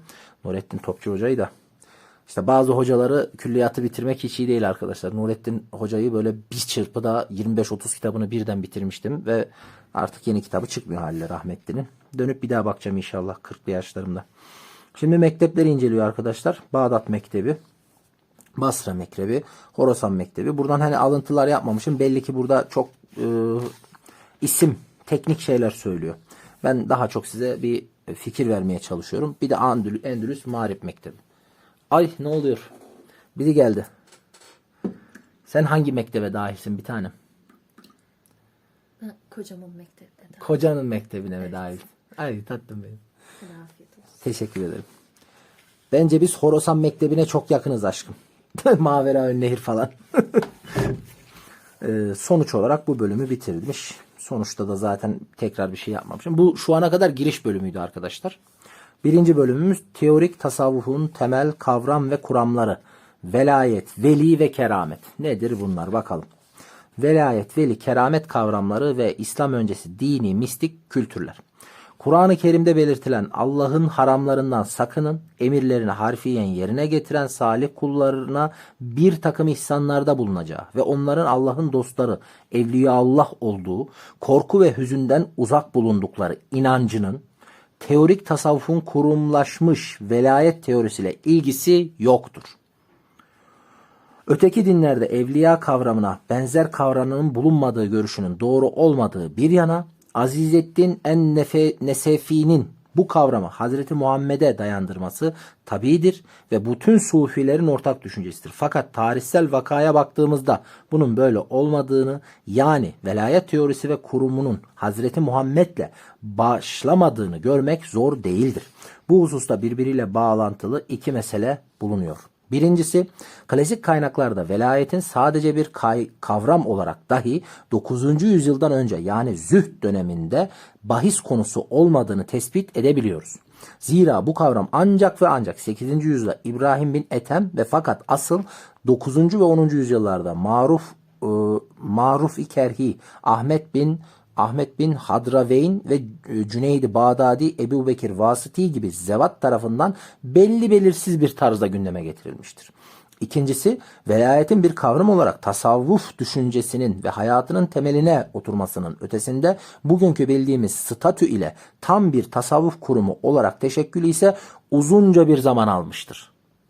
Velayet teorisi asıl İbni Arabi tarafından 13. yüzyılda tam anlamıyla ve en geniş muhtevasıyla ortaya konulmuş ve kurumlaşmıştır. Temelde İslami kutsal metinlerden yani Kur'an-ı Kerim ve hadislerden ilham almakla beraber velayet teorisi farklı zaman ve mekanlarda çeşitli renkleriyle Yahudi, Hristiyan, Zerdüşti, Maniheist ve şüphesiz Budist mistik kültürlerin katkılarını, tesirlerini ve izlerini de yansıtmaktadır. Bu kadar net. Velayet, veli, keramet kavramları ve İslami kaynak metinler, Kur'an-ı Kerim ve hadisler, haberler. Yani bunların kaynakları. Da hoca direkt şeyden başlıyor. Hadis uydurma sebepleri demişim, altını çizmişim. Dikkatle bakıldığında bu sufilerin özellikle Abbasiler zamanında depte ve dünyevi ihtişamdan rahatsızlık duyanlar olduğu görülecektir. Onlar bu tepkileri sebebiyle Müslümanların zühd hayatına özendirmeyi hedeflediklerinden muhtemelen bunu teşvik sadedinde hadis uydurma yoluna gitmişlerdir. Fakat bu hususlarda uydurmaya gerek bırakmayacak kadar zaten sahih hadisler mevcut olduğunu uzmanlar söylemektedir. Yani zaten sahih bu kadar hadis varken niye uydurulur? Hadis uydurulur. Ben mesela o bile şeydir arkadaşlar. Hani bugün şahs, uydurma, zayıf, hasen falan. Ben çok anlamam hadis şeyinden ama hani çünkü o arkadaşlar bayağı teknik bir iş bu hadis ilmi. Hani bilen arkadaşlar bütün o şeyleri biliyor. Hani güçlü, zayıf, hani bugünkü Türkçe'de diyebileceğimiz geçerli, geçersiz, kabul gören, görmeyen, amel edilen, edilmeyen gibi hadis şeyleri, ben Türkçesini söylüyorum. Onlar eminim gerçek bilimsel skalasını bilenler vardır aranızda. Hani ben olayın o tarafında değilim. Her zaman olduğu gibi gene başka bir taraftayım ben. Mevzu şu. Böyle hadisler niye yapılmış? Bunlara niye ihtiyaç duyulmuş mesela? Neden mesela insan peygambere iftira, hani hadis eğer tamamen uydurmaysa, hani şeyden demiyorum, belli belirsiz, acaba kaynağı şüpheli mi değil, gerçekten iftira olan ve kimsenin itibar etmediği hadisler de var. Uzmanları bilir bunu. Hani insan peygambere böyle bir iftirayı niye yapar mesela? Ben işin orasındayım hep. Hani gene başka taraflarda sahabi efendilerimizi anlamaya çalışırken o siyah ip beyaz ip örneğini vermiştim. Herkes mesela o hikayeyi şey diye alıyor. Orucun nasıl açıklandığı, o siyah iple beyaz ipin işte gün doğarkenki ip gün doğum çizgisiyle alakalı falan olduğunu açıklayan bir şey olarak kullanılıyor. Ben olayın şurasındaydım mesela. Başka bir videoda, birkaç videoda söylemiş olabilirim. Hani sahabe efendilerimizden bazıları o kadar temiz fıtratlı ki bu konuyu anlamıyor ve böyle işte ışığını kapatıyor. Hatta kimden dinledim bilmiyorum ama hani sen biraz böyle hani biraz zor anlayan birisisin galiba demiş galiba Peygamber Efendimiz sahabe efendimize. Hani ben peygamberin toplumunda öyle bile sahabelerin olduğunu, nasıl böyle bu kadar saf temiz insanlar olduğunu söylemiştim mesela, düşünmüştüm. Yine aynı tarafdayım. Uydurmadır, geçerlidir, geçersizdir. Ben onlarda değilim. Hadis ilminin mütehassıs değilim. Ben olayın şurasındayım. Bir insan niye hadis uydurur? Yani bir insan bunu uydurur, kitaplara geçirir, kaynaklara geçirir. Mesela şu, uydurulmuş hadis bize kadar ulaştıysa bu demektir ki bir mürekkep, bir zaman, bir emek harcanmış ve bu belli ki belli bir kabul görmüş. Bazılarını ikna etmiş ki kayda girmiş. Çünkü bundan 1000 yıl önce o hadisler gerçekten yazıya düşürüldüğünde kitap, kağıt, mürekkep, ilim, okuma yazma, bunlar çok kıymetli şeylerdi. Birileri buna mesai harcamış ki belki de daha da çok uydurma hadisler vardı. Sırf şifaydı, bize gelmedi mesela. Belki de. Ben hep oradayım mesela. Bir insan niye hadis uydurur? Kendimce bazı cevaplarım oluyor. Ve o zaman diyorum ki ya demek ki gerçekten bugün de bir şeyler değişebilir. Bugün de bir şeyler uyduruluyor olabilir din adına. Haliyle o kadar keskin olmamak lazım. Gerçekten içinde insan unsuru varsa böyle insanları kafasına göre tekfir etmemek lazım. Bu kadar sert olmamak lazım gibi. Velayet teorisinin Ricalül Gayb ve Kutup telakkisinin altyapısını döşeyenler demişim. Birincisi Hakimi Tirmizi'ymiş arkadaşlar. Önemli diye not düşmüşüm. Hocamız tabii ki büyük bir ilim adamı olduğu için şu kadar dipnot vermiş ve açıklıyor sayfa sayfa. Hakimi Tirmizi'yi ilginç yapan, çok sayıda eser yazan bir sufi olmasının ötesinde tasavvuf tarihinde ilk defa velayet kavramını teorik bir zemine oturtan, kutup kavramını tasavvuf düşüncesine dahil eden bir mutasavvıf olmasıdır. Hakimi Tirmizi ile başlamış arkadaşlar mevzu. 932. İlk defa adını koyan o. Yani peygamberden neredeyse 300 sene sonra falan. Yetiştiği ortam demişim. Asıl adı Muhammed bin Ali bin Hüseyin olan Hakimi Tirmizi, kültürel yapısı itibariyle hem Maverayün Nehir hem Horasan bölgesine ait kabul edilebilecek Tırmis yani Termez gibi İskender tarafından kurulduğu rivayet edilen, siyasal tarihinde Tahiriler, Samanoğulları ve Saffariler gibi değişik İranlı hanedanların hakimiyeti altında kalmış bir kentte doğdu. Tirmiz'de ve yakınındaki Bel kentinde yaşadı. Her iki kentinde İslam öncesinde Budizmin Orta Asya'daki en önemli merkezlerinden biri olduğu, ayrıca Nişapur gibi Horasan'ın her bakımdan önemli ve ayrıca İran tasavvufunun ana merkezleriyle de tarih boyunca sıkı kültürel bağları bulunduğu biliniyor. Bak görüyorsun. Tarihsel ve sosyolojik bir yaklaşım dediği bu işte. Hoca mevzunun geçmişini anlatıyor, coğrafyasını, çevresini anlatıyor. Çünkü hoca şunun benim dediğim demin farkında. Yani bir kültür çevresi birden yok olmuyor. Ya da bugünkü gibi kültür çevresi senin telefonuna sığmıyor. Kültür çevresi gerçekten kozmopolit bir şehir kültürü istiyor. Zaten dikkat edin, eski insanların Klasik dönem bitene kadar olan hem doğudaki hem batıdaki bütün o insanların ütopya, yani olmayan yer, hayali yer manasında yazdıkları şeylerin hepsinde bir şehir hayatı vardır. Farabi El Medületül Fazıla derken, o ideal kent, ideal insan derken medeni olmayı şehirle bağlar. Neden? Mesela bugün olsa, bak çok ciddiyim, bugün olsa bu insanlar bunu böyle yazmayabilir, biliyor musunuz? Çünkü adam şeyin farkında. Onlar da bir sosyal bilimci olduğu için bazı medeni insan olmak için gereken ihtiyaçların var ve sen bu ihtiyaçları tek başına karşılayamıyorsun. Medeni insan olmak için boş zamana ihtiyacın var. Düşünmeye, tefekkür etmeye ihtiyacın var. Ama bunun içinde bir üretim olmalı, artı değer olmalı, ekonomisi olmalı bu işin. Yani değil mi? Hani sen her şeyi kendin yaparsan düşünmeye, üretmeye, tefekkür etmeye fırsat bulamazsın. İşte o yüzden ekmeğin fırından gelebilecek, birisi senin suyunu çekecek, birisi senin ayakkabını yapacak. Sen fikirlerinle para kazanacağın bir kültür ortamı olacak, bir sanat olacak. Ve bunların hepsinin bir araya geldiği yer neredeyse oluyor? O dönemi için söylüyorum. Şehir hayatı oluyor. O yüzden medeni insan için medeni bir şehir gerekir kavramını koyuyorlar. Ben çok iddialı söylüyorum. Farabi bugün de yaşasaydı El Medületül Fazıla, ya şehir hayatı, kültür hayatı böyle yazmayabilirdi. Gene bir insan paylaşımı olan şekilde yazardı ama orada anlattığı, o kitaplarda anlattığı gibi anlatmayabilirdi. Yani Farabi'nin eline ben şu akıllı telefonu verseydim ve dağın başında bütün internet çeken yerde bütün kültür kaynaklarına erişimi olabileceğini bilseydi, yani çok basit, ya da ne bileyim evinden çıkmadan sipariş gelseydi evine, hiç evine çıkmadan bir şeyler yazabileceğini, düşünebileceğini, o artı değer üretebileceğini bilseydi bambaşka bir kültür, bambaşka bir ütopya yazabilirdi. El Medületül Fazla yazmayabilirdi yani. Ama hoca burada bunu anlatmasının sebebine özellikle kültürel ve sosyal yaklaşım dememin sebebi o. Yani belli bir şehir kültürü var ve o kültür devam ediyor. O kültürü yaratan yerlerin üzerine ilk önce Budist geliyor, Mahiyist geliyor, sonra İslam geliyor, tasavvuf geliyor ve o çevre hep böyle sıfırdan üretilmiyor her seferinde. Katman katman gidiyor. Ya bu bile, yani hocanın dediği o tarihsel ve sosyolojik yaklaşımdan bu kadar temiz, basit düşünmek, yani insan gibi düşünmek, günümüz gibi düşünmek, çevrene baktığın gibi düşünmek bile bazı şeyleri anlamanızı kolaylaştırıyor diye düşünüyorum. Hakim-i Tirmizi'nin çok çeşitli ve zengin bir İslam öncesi ve İslami inanç ve kültür ortamında yetişmiş olduğu çok açıktır. Sisteminde zikredilen çevrelerden alacak kullandığı bazı terimler yüzünden uğradığı ithamlara rağmen Hakim-i Tirmizi'nin bütün gayretiyle ehli sünnet çizgisinden ayrılmamaya özen gösterdiği ve mücadele için çaba sarf ettiği, ehli sünneti savunduğu söylenebilir. Hatta bu sebeple onu Gazali'nin öncüsü sayanlar bile olmuştur. Hakim-i Tirmizi'ye göre Hazreti Muhammed'in vefatıyla nübüvvet ve risalet sona ermiş, oysa velayet kıyamete kadar devam edecektir. Zaten Allah'ın veliyi Kur'an-ı Kerim'deki isimleri arasında zikretmesinin sebebi de budur.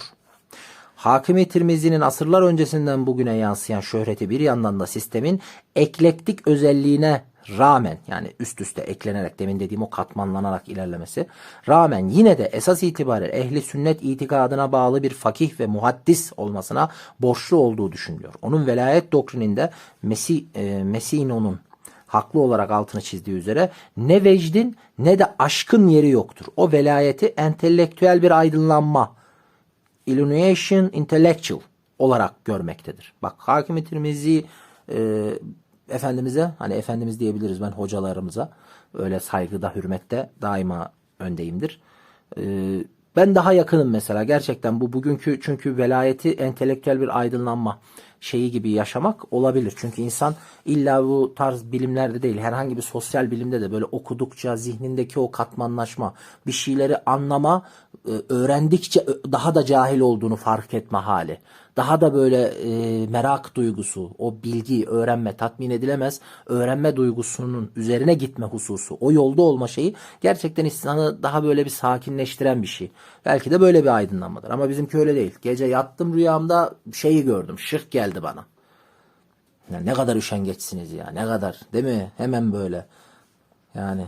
Bir şey de yok yani. Özgüven de hayranlık verici yani. Allah onu seçmiş. Tamam, Yüce Rabbim, dediğim gibi ben kategorik olarak kimi seçeceğini Yüce Rabbim bilir. Yani belki de gerçekten günaha en kötülerine batmış bir kuluna bahşeder ve arınır. Ben bunu şey yapmam. Ama bir yandan da şey geliyor. Bunu savunan insanların hali benim garibime gidiyor. Yani hiçbir çaba yok. Hiçbir gayret yok. Aydınlanayım, bir şey anlayayım çabası yok. Ama Rabbim bana verir. Tamam, Yüce Rabbimin ihsanı boldur da. Yani sen de bir gayret et be kardeşim. Bu kadar uyuşukluk niye yani? Her şeyde uyuşuk ya. Mesela ilham gelmesi için bile uyuşuk. Hiç kitap okumuyor. Keşif anca. Sonuç olarak söylemek gerekirse felsefe ağırlıklı düşünce ve yorumlarına, çeşitli kaynaklardan gelen eklektik düşünce yapısına sahip olmasına, zamanında karşıtları tarafından çok eleştirilmesine rağmen bu Tirmizli hakim ortaya koyduğu velayet, hatmül velaye, ricalül gayb ve kutup teorileriyle tasavvuf düşüncesi tarihinin en önde gelen Sühreverdi Maktul'den, Bahattin Nakşibend'e kadar büyük bu tasavvufları etkileyen çok etkili ve büyük bir tasavvuf doktrini miras bırakmıştır.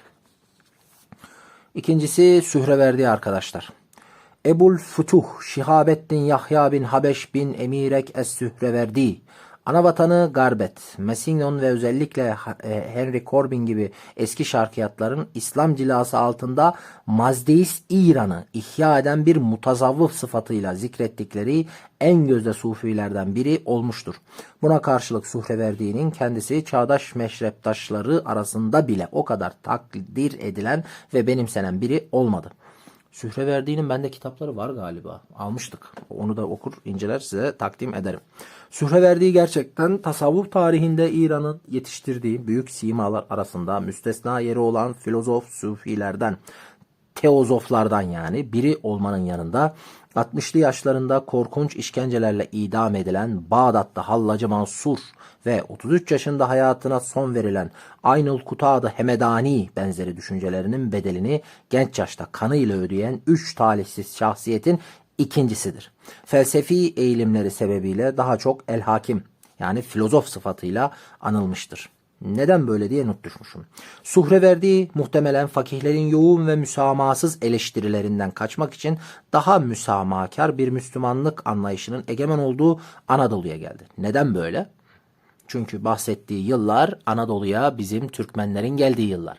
Sakın burada bir milliyetçi coşmayla söylediğimi, Türkler böyle işte hoşgörülür dediğimi falan öyle değil. Tarihi bir realiteden bahsediyorum gene. Ahmet Hoca'nın diğer kitaplarını kanalda bakarsanız henüz Anadolu'da yerleşik hayatın yani tasavvufun, tekkenin, ne bileyim Sünni İslam'ından ziyade heterodoks İslam'ın, konar göçer İslam'ın, daha böyle vefailerin, Türkistan'dan gelen Yesevilerin bir uzantılarının, yani nasıl derler, vefailerin, Haydarilerin falan, Kübrevilerin, daha o dönemin şeyleri var. Haliyle insanlar zaten daha böyle kalenderilerin, daha böyle hoşgörülü zaten. Kendileri de öyle. Çünkü kendileri de öyle savunacak buradaki fakihler gibi kesin, katı, hani şehirli fakihler gibi değiller. Daha serbest yaşıyorlar. Kendilerine daha benziyor. O yüzden Anadolu öyle.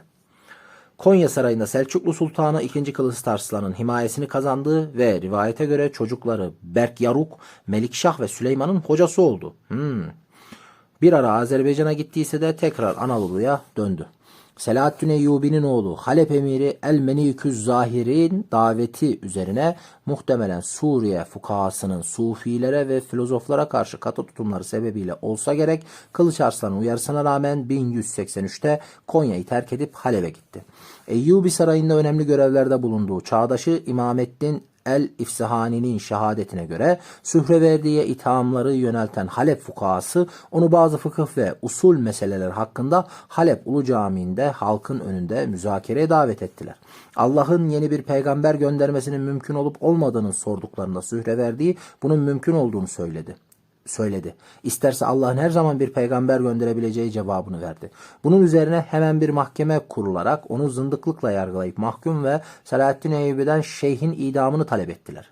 Sonunda idama mahkum edildi. El-Meliküz Zahir'in bütün çabalarına rağmen yeni kurduğu devleti sağlamlaştırmaya çalışıp bu yüzden insanların itikadını bozarak tırnak içinde toplum içinde karmaşa çıkarmasından endişe eden Selahaddin Eyyubi'nin kesin emriyle 1191 yılında henüz 36 yaşında civarındayken idam olundu. Önemli.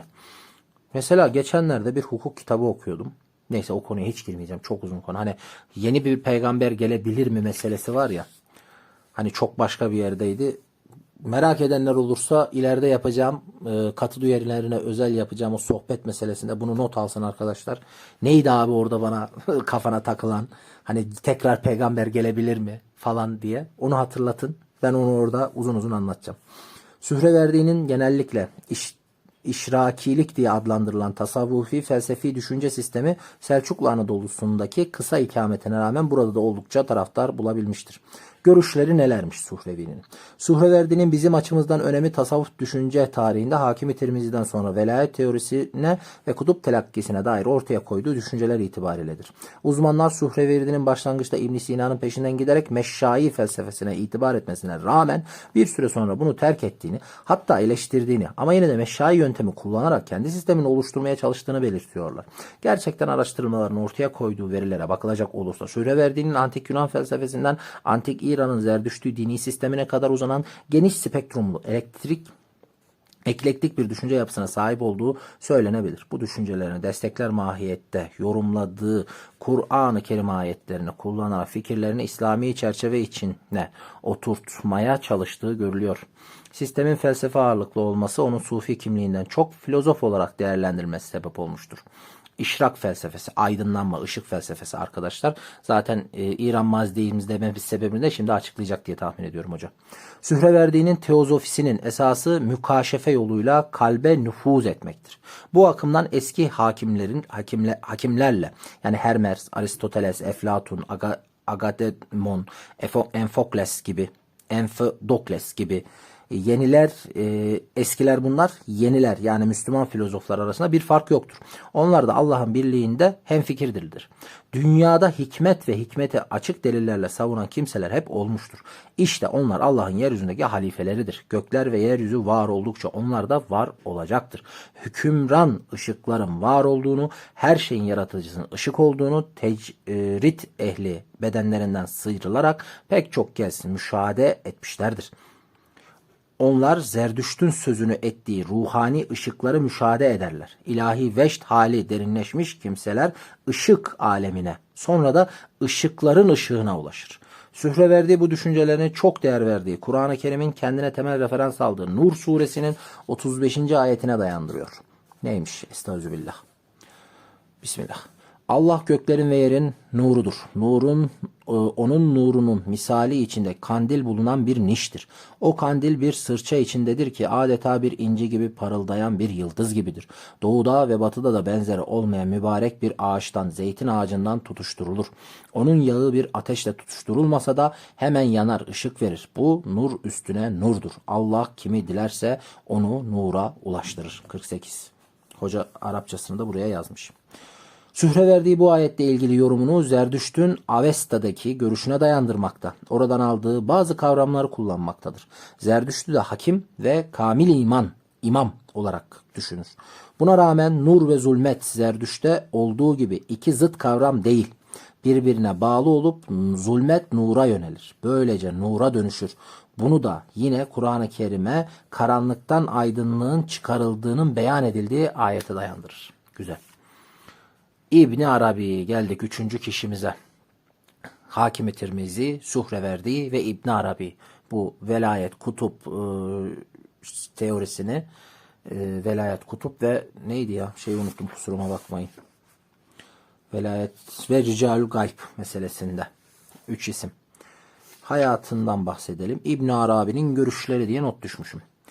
Birilerinin söylediği gibi o tasavvuf tarihinin Albert Einstein'ıdır. Kim söylediyse çok enteresan söylemiş. İbn Arabi'nin tasavvuf düşüncesine getirdiği iki büyük katkı vardır. Birincisi, tek ve benzersiz yaratıcı olan Allah ile onun yarattığı çoklu mahlukat arasındaki ilişkiyi tanımlayan, sonradan vahdet-i vücut adı verilen meşhur sistemi. Diğeri ise Allah ile mahlukat arasındaki ilişkide araya yerleştirerek teorik tasavvuf düşüncesinin merkezine oturttuğu velayet teorisidir. Onun üzerinde bina ettiği Ricalül Gayb sistemi bu sistemin merkezindeki insanı kamil ve kutup telakkisidir. Önemli diye not düşmüşüm. Babası önemli bir bürokrat ve İbn Rüşd'ün de yakın dostuydu. Dolayısıyla İbn Arabi gençliğinde bir müddet bu büyük alim filozofla birlikte bulunmuş ve onu tanıma imkanı elde etmişti. Bu çok önemliymiş gerçekten. Burada yaşadığı tarihi veriyor arkadaşlar. Fakat daha genelde tasavvuf anlayışı ve münhasıran velayet teorisi açısından İbn Arabi'nin üzerinde belki en büyük etkiyi yapan Mekke yakınlarındaki Halil isimli köyde Hakim-i Tirmizi'nin muhtemelen daha önce edindiği veya burada eline geçen Hatmül Velaye isimli ünlü kitabı olmuştur. Devam ediyorum. Böyle direkt İbnül Arabi çok biliniyor zaten. Siz de yazarsanız. Burada herhalde şeceresi var. Evet, bu liste birkaç bakımdan falan. Burada İbn Arabi'nin hayatı bitiyor. Eserleri var. Eserlerinden zaten çok alıntı yapmamışım. Bundan dolayı anlayış falan Ekberilik adı altında yeni bir tasavvuf anlayışının gelişmesiyle sonuçlanmıştır. İşte giderek büyüyen ve günümüzde de pek çok mensubu bulunan bu tasavvuf mektebinin merkezindeki kitap İbn Arabi'nin Fususul Hikemi olmuştur. Kitabın yazılışını İbn Arabi gördüğü bir rüyaya bağlıyor. Buna göre bir gün rüyasında Hazreti Muhammed ona bir kitap verir ve onu insanlara anlatmasını ister. İbn Arabi kitaba kendinden hiçbir şey katmadan olduğu gibi aktardığını yazar. İşte bu kitap Fususul Hikem'dir. Çok iddialı ya. Ben bu kitabı alır okurum ama yani İbn Arabi'nin dürüstlüğüne güveneceksek, rüya gördüğüne de inanacaksak, yani inanacağız haliyle, akıl sağlığından da şüphemiz yoksa çok enteresan yerlere gidiyor. Peygamber kitap verdi oluyor. O zaman Fususul Hikem'in, işte tasavvuftaki sıkıntı bu arkadaşlar. Şimdi buna inanan bir insanın Fususul Hikem'i dinin ana kaynaklarından biri sayması olası mıdır? Olasıdır. Çünkü peygamber verdi diyor. Yani neredeyse Kur'an, hadis gibi bir şey görmesi muhakkak mıdır? Muhakkaktır. Peki o kitaptan yapılan daha başka yorumlardan başka şeyler kanaat getirirse, İslam adına bu İslam'dır deyip bunun adına bir şeyler yaparsa ve bu genel insanların hoşlanmayacağı bir şey olursa nasıl yargılayacağız? Yani çizgiyi nereden çekeceğiz? İşte mesele o. Dediğim gibi tasavvufta o bireyselliğin önemini anlatma sebebim benim. Hani İslam'ın bireyselleşmesi meselesi dediğim şey bu. Dediğim gibi bunu uzun anlatacağım. Önemli demişim. Gerçekten de kitap bütün olarak değerlendirildiğinde klasik anlamda bir tasavvuf kitabından ziyade teozofik, belki daha doğrusu bir metafizik eser olduğu izlenimi ağırlık kazanır. İbn Arabi bu eserinde kısaca Allah'ın varlığını, alemle ve insanla ilişkisini ele almakta, bu ilişkinin ancak ve ancak Allah'ın Esmaül Hüsnası temelinde anlaşılabileceğini göstermeye çalışmaktadır ki zaten vahdet-i vücut sisteminin temeli de budur. Tasavvuf sisteminin kaynakları demişim arkadaşlar. Ben dememiş yani. Hoca demiş başlıklar. Geçtim. Addas'ın İbn Arabi üzerindeki etkisini vurguladığı bir diğer mutasavvıf adını sık hatta en çok andığı anda göremediği Ebu Medyen'dir. Nitekim İbn Arabi eserlerinde en fazla bu zata atıfta bulunduğu gibi ilginç olan kendi şeyhlerinden pek çoğunun da onun yetiştirdikleri olmasıdır. Bu da İbn Arabi üzerinde en fazla Mağrib tasavvuf mektebinin etkili olduğunu gösterir. Etkilenme ve durum. Kılıç İbn Arabi'nin tasavvuf sisteminin kaynaklarına dair aşağıya aldığımız ifadeleriyle şu kesin kanaati ileri sürüyor. M. Erol Kılıç, İbn Arabi Diyanet İşleri Ansiklopedisindeki maddeden almış hocaya arkadaşlar. Sonuç olarak kendinden önceki düşünürlerin İbnül Arabi üzerinde doğrudan ve doktriner mahiyette bir tesiri olduğu söylenemez. Hatta bütüncül olarak bakıldığında onun birçok durumda onlarla aynı görüşte olmadığı açıktır. Bazı şarkiyatçıların İbn Meserre kanalıyla Enfodokles'in fikirlerini öğrendiğini ve etkilendiğini veya kilise babalarından İskenderiyeli Filon'dan ve Stoacılardan faydalandığını söylemenin yahut imalarda bulunmalarının ilmi dayanağı yoktur. Kılıç'ın bu görüşüne bir ölçüde hak vermek mümkündür. Şu var ki kendinden önceki düşünürlerin İbnül Arabi üzerinde doğrudan ve doktriner mahiyette bir tesiri olduğu söylenemez ifadesi günümüzün diğer İbn Arabi uzmanlarının mütalalarına uymamaktadır. Ancak gerçekten de söz konusu felsefi tesirlerin doğrudan doğruya İbn Arabi'nin zikredilen felsefe metinlerine veya inanç kesimlerine ait metinleri veya o metinlerden ve fikirlerden haberdar olan Müslüman filozofları okuyarak etkilendiğini gösterecek herhangi bir somut verinin de ortada bulunmadığı başkaları tarafından da belirtiliyor. Hal böyle olunca bu durumda İbn Arabi'nin hayatı boyunca yaptığı seyahatler, görüştüğü muhtelif şahsiyetler veya okuduğu inanılmaz çeşitlilikteki eserlerin muhassalasından mürekkep bir zeminde tasavvuf sistemini muazzam bir sentezin ürünü olarak oluşturduğunu ve bunu eserlerine yansıttığını söylemek doğru olmalıdır. Hoca doğrudan tesiri tespit etmek mümkün değil ama İbnül Arabi'nin gezdiği yerlerden ve yaşadığı ortamlardan ortaya çıkardığı yapıdan dolayı görebiliyoruz. Yani İbn Arabi'nin ortaya koyduğu teoriden, velayet teorisinden yola çıkarak şunu anlayabiliyoruz ki çok geniş kapsamlı bir coğrafyanın ve bilgi birikimin ürünü, sentezi. Tasavvuf sistemi, vahdedi vücut, vücudiye görüşü özet diye not düşmüşüm. Tasavvuf tarihine bakıldığında İbn Arabi'nin basitçe ilahi esmanın Allah'ın yarattığı kainattaki her şeyde tecelli ettiği, dolayısıyla kainatın ilahi cevherin yansımasından başka bir şey olmadığı şeklinde özetlenecek olan bu görüşün İbn Arabi'den önce de az çok ortaya konulduğu malumdur. Ama o olaya başka bir hiyerarşi getiriyor. Asıl farkı da oradan çıkıyor. Özet demişim. Falan. Sade İbn Arabi değil, öncesinde ve sonrasında yaşamış Sufileri tam olarak anlamak ve değerlendirmek hakikaten çok zor ve araştırıcıyı sorumluluk altına sokan bir iştir. Hele İbn Arabi gibi gelmiş geçmiş bütün Sufilerin en dikkate değer, en tartışmalı ve birçok eser kaleme almış olan bir şahsiyeti söz konusuysa bu daha da zor. Hatta çok daha zordur. Kendimizinki de dahil özetlediğimiz görüşlerin temel hareket zemini şüphesiz onun eserleridir. Bununla beraber özellikle klasik şarkiyatçıların İbn Arabi'yi değerlendirirken birkaçı müstesna kriterlerinin Hristiyan ve Yahudi mistisizmi olduğu açıkça görülmektedir. İkincisi, bu mantıkla hareket ettiklerinde onların İbn Arabi'nin eserlerini ne ölçüde anlayabildikleri de ayrı bir problemdir.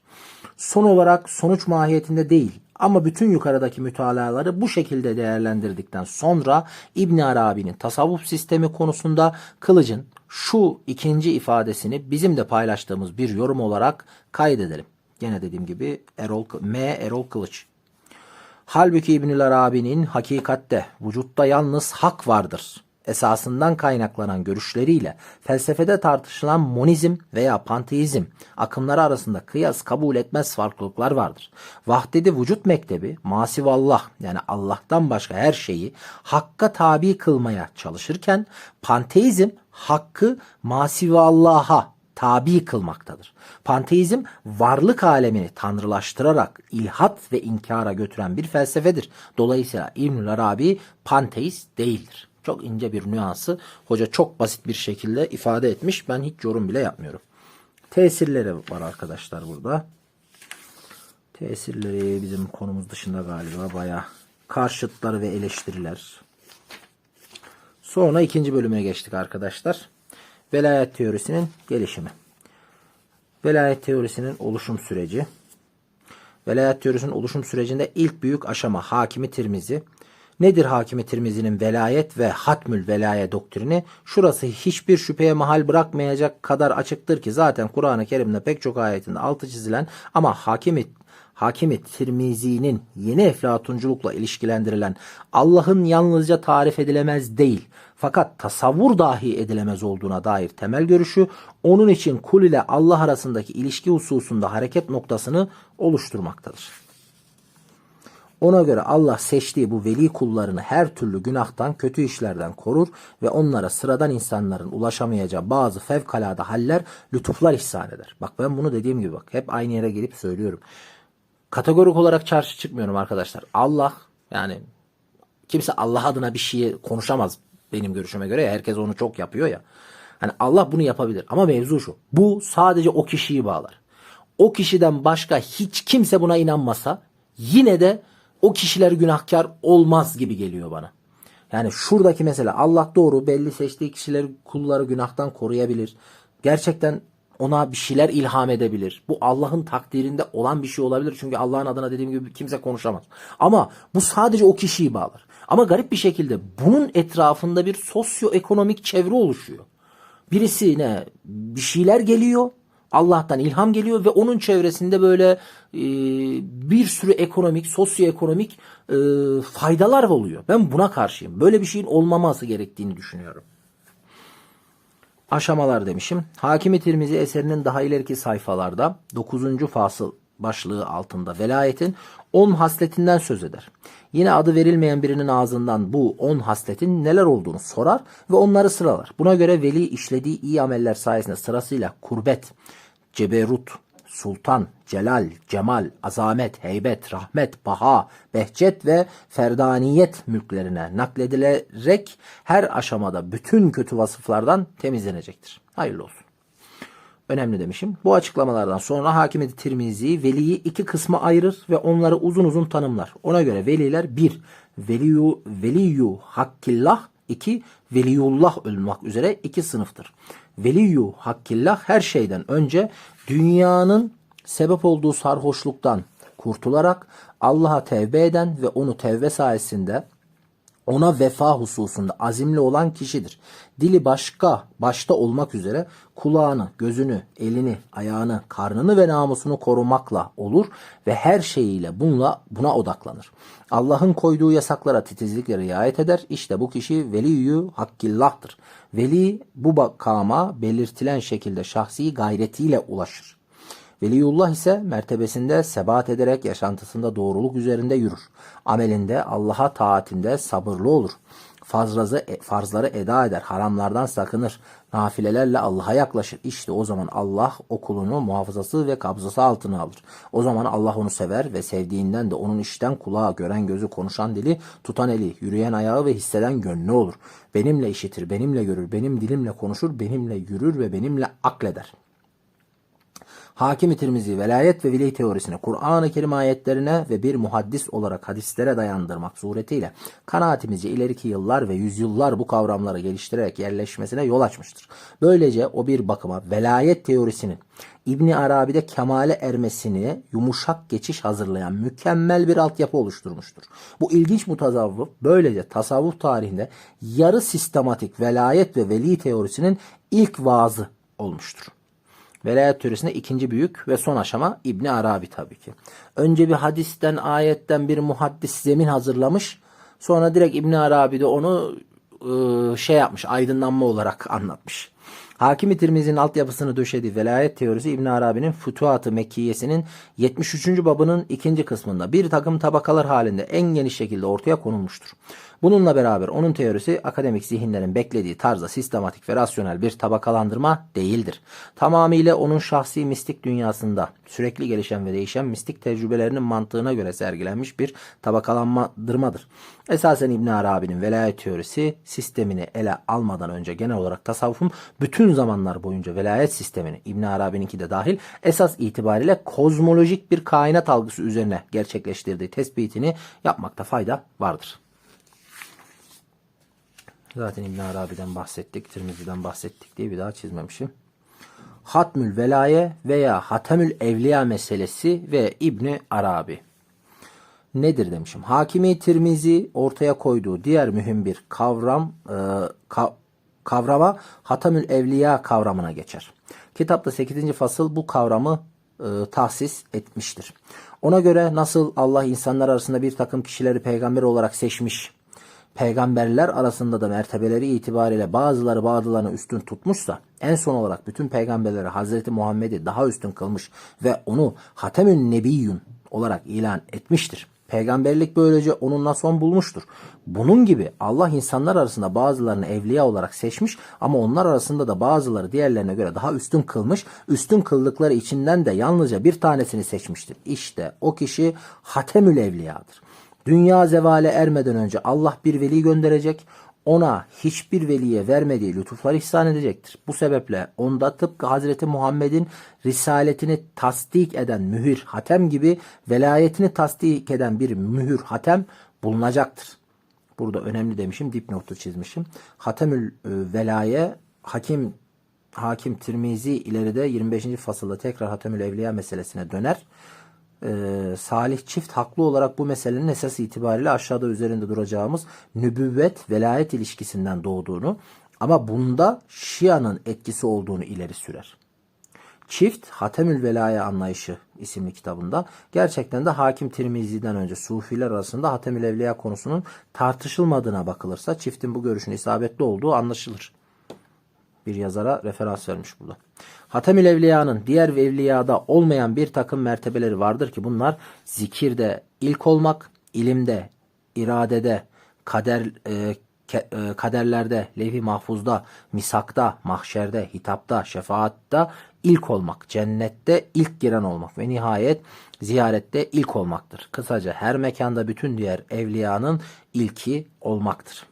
Hakimi Tirmizi'nin velayet teorisi konusunda ele alacağımız son konu, terimi kullanmadan sadece içini doldurduğu ricalül gayb kavramıdır.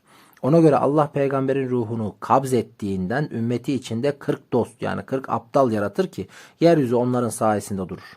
Bunlar onun Ali beytinden olacaktır. Onlardan her biri öldüğünde Allah dünyanın zevale ermesine dek sayıları tükenene kadar daima onun yerine geçecek birini yaratır. Burada da 33'te buraya bir notu önemli demişim. Daha önce de kısaca temas ettiğimiz gibi Henry Corbin bu telakkiyi Taoizmin kozmolojik sistemiyle yorumlar. Ona benziyor demek ki. Devam ediyoruz. Velayet teorisinin gelişim sürecinde İbn Arabi sonrası arkadaşlar.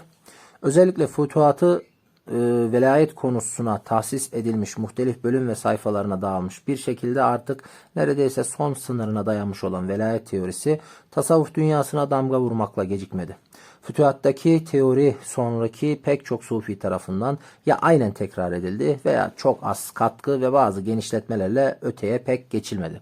Öyle ki tasavvuf düşüncesi yüzyıllar boyunca bu sahilsiz ummanda kürek çekmekle beraber fazla ilerleyemedi. Ondan sonra yazılan tasavvuf kitapları İbn Arabi'nin yazdıklarına çok fazla bir şey katmadı. Bu müthiş bir şeydi. Yani İbn Arabi tasavvufta zirveyi koymuş gitmiş.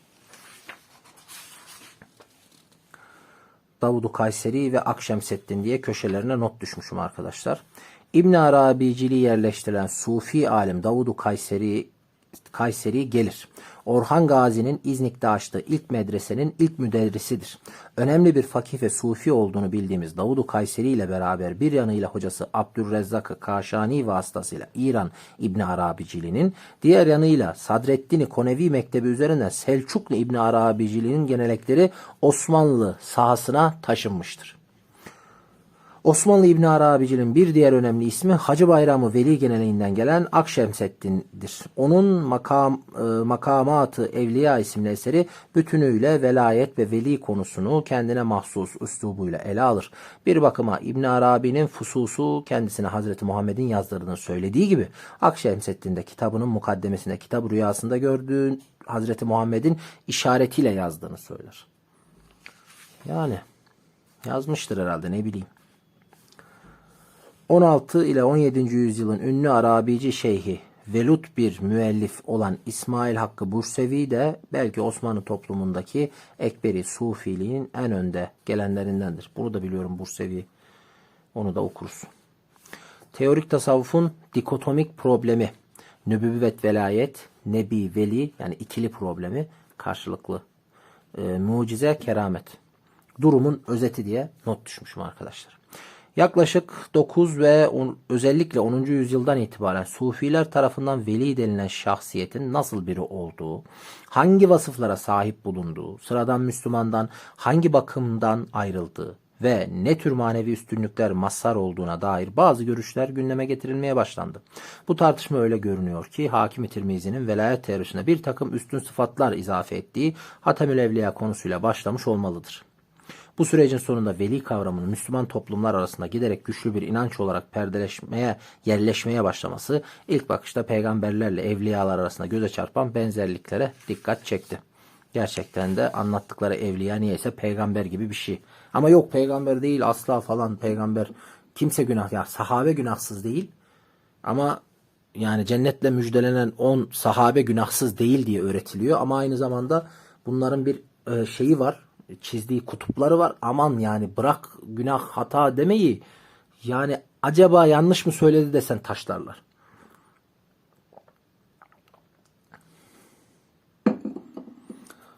Davud-u Kayseri mukaddematta aynen İbn Arabi'nin fususta ve futuhatı ortaya koyduğu görüşler doğrultusunda meseleyi daha da açar. Ona göre nübüvvetin batını velayettir ve velayet genel ve özel olmak üzere iki kısımdır. Genel olanı inanan ve salih amel işleyen bütün müminlerin mertebelerine göre eriştikleri makamdır. Özel velayet ise sadece Allah'ta fani ve onunla baki olanlara mahsustur. Bu makam nübüvvet dairesinden daha geniş ve kapsamlıdır. Nübüvvet sona ermiştir ama velayet süreklidir. Bundan dolayı Allah'ın veli ismi evliyaya isim olmuştur. Velayetin kemalinin sonu yoktur. Böyle olduğu için de velilerin mertebelerinin sonu yoktur. Ne kadar tevil edilirse edilsin, sufiler nübüvvetin velayetten üstün bir makam olduğunu ne kadar vurgulamaya çalışırlarsa çalışsınlar, son tahlilde sufilerin nübüvvetin velayetten üstü olduğu konusunda kullandıkları ifadelerin zorlama tevillerden ibaret olduğu izlenimi uyanıyor. Satır aralarında sanki velayete en az nübüvvet kadar değer verdiklerini söylemeye getiriyorlar. Sonucu ortaya çıkıyor. Kesinlikle hocam. Ahmet Hoca burada biraz daha yumuşak davranmış ama kesinlikle yani. Neden? Onun da ben sana sosyopsikolojik bir şeyini yaparım mesela. Adam laf olarak, bilgi olarak, dışarıdan aldığı bir kavram olarak peygamberin işte zellesi olduğunu, sahabenin bile günahsız olmadığını, her şeyin hata yapabileceğini, her şeyi öğreniyor. Ya da ne bileyim işte biz İslam'da ruhban sınıfı yoktur, kul ile Allah arasında kimse yoktur diye bunu mekanik bilgi olarak alıyor.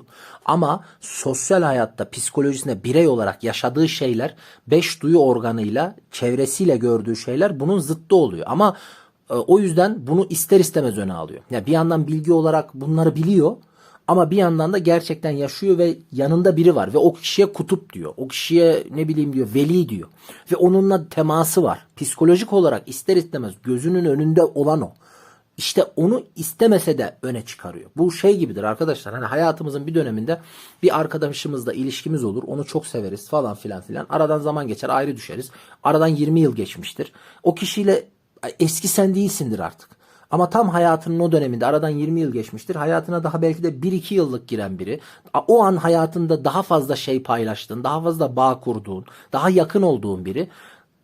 Reel olarak, bilgi olarak ne kadar o eski olan arkadaşından daha arkadaş olduğun, birbirinize daha çok şey kattığınızı, daha çok yardım ettiğinizi, onun aslında daha üstün olduğunu belki de bilmen gerekir. Bilirsin, belki öyle de dersin. Ama sonuç olarak günümüzde yaşadığın o yakınında olan arkadaşla olan bağların daha ön planda durur. Her ne kadar dilin ve zihnin bunu kabul etmese de. Bunun psikolojik sebebi bu. Her ne kadar sufiler işte nübüvveti, velayetin üstün bir makam olduğuna ne kadar vurgulamaya çalışırlarsa çalışsınlar, nübüvvet görmüyor sonuçta, sadece biliyor. Ama velayet eliyle dokunuyor kutup dediğini. İster istemez onu yüceltiyor. Yani kimse bana bunu yediremez yani. Ben bu kadar psikolojisini olayın anladıktan sonra. Kerametin yeri. İbn Teymiye ve İbnül Kayyim el Cevziye gibi önemli simaların bütün karşı çıkışlarına rağmen yaklaşık 11. yüzyıldan beri tasavvuf ve velayet kurumu artık Müslümanlığın bir parçası haline gelmiştir. Keramet de velayetin bir alameti sıfatıyla aynı şekilde sünniliğe eklenmek istenmiştir ve Fazlur Rahman'ın ifadesiyle sünnilik ihtiyatlı bir biçimde kerameti kabul etmiştir. Rahman'ın bu cümlesi doğru bir tespiti yansıtmanın ötesinde Sünni teolojinin kerametin sıhhati doğruladığını ve ancak sıhhatini sorguladığını ve ancak belli şartlar dahilinde kabul edilmekle beraber şer'i bir delil olarak kullanılmayacağını kesin hükme bağlamıştır. Gerçekten. Yani şer'i bir delil derken sadece mahkeme olarak değil arkadaşlar. Buna itibar etmem ben. Etmem. Böyle bir delil yok. Ben çünkü bana gelmedi ya. O ilham sana geldi. Senin aktardığına ben niye inanayım? Hadi hepsinden geçtim. Sen o ilhamı, Allah'tan gelen bir şeyi bana doğru nasıl aktardın? Ben buna inanmam ki başta. Yani istidraç, sahte keramet diye düşmüşüm. Tam da burada eskiden beri merak konusu olan bir mesele karşımıza çıkmaktadır. Yukarıdaki paragraf birkaç örneği sıralanan kerametlerin hemen tıpatıp aynısı Yahudi, Hristiyan ve bilhassa Budist azizleri içinde vaki olduğuna ve bunlar tasavvufun benimsediği İslami özelliklere sahip bulunmadıklarına göre sergiledikleri bu fevkaladelikler nasıl açıklanacaktır? Sünni kelam alimleri bu problemi istidraç yani ikna etme terimiyle açıklamaya çalışmışlardır. Buna göre İslam dışı dinlerde keramet benzeri fevkaladelikler ishar edenler, Kur'an-ı Kerim'deki peygamber kıssasından peygamber karşıtlarının örneklerini kıyasen o türlü olaylar nasıl sahiplerini adım adım cehenneme yaklaştırıyorsa, Müslüman olmayan kimselerin keramet benzeri olayları da onları cehenneme yaklaştırır. Allah bunun için onlara müsaade etmiştir. Ya var ya, her şeye bir cevap ya. Yani peygamber mesela, bu veli, niye veli? Şöyle şöyle kerameti var. Ama bir tane el hokkabazı aynı şeyleri yapıyor ama sana İslam dışı şeyler söylüyor. Yok, o veli değil. Niye? O istidraç. Niye? Aynı şeyi yapıyor delil olarak. Sen insansın, algın aynı. Niye? Çünkü ona inanmak istiyorsun, ona inanmak istemiyorsun. Çünkü içten içe onun saçmaladığını biliyorsun ama bunu saçmalıyor demek ya da buna inanmama lüksünün olmadığını düşünüyorsun. Çünkü zihninde bir yerde bunu iman akidesi yapmışsın.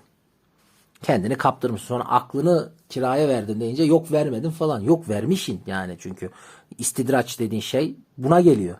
Dikkat ederse bu terim meseleyi çözmekten ziyade Yahudi, Hristiyan ve Budist azizlerinin sergiledikleri sıra dışı olayları onların üstün manevi vasıflarının göstergesi değil.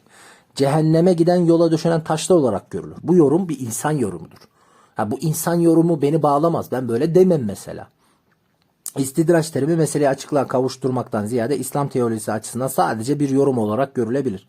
Her halükarda keramet kurumunun istidraçla olan benzerliği konusu kanaatimizce velilerle azizlerin kendi mistik anlayışları ve bunun gerektirdiği perhizler sonucu manevi hallerle benzerlikleri ve belki benzer hatta aynı ruhi tabandan zuhur ettiği varsayılan fevkalade olarak yorumlanabilir. Yani bunların hepsini yorumlayabiliriz.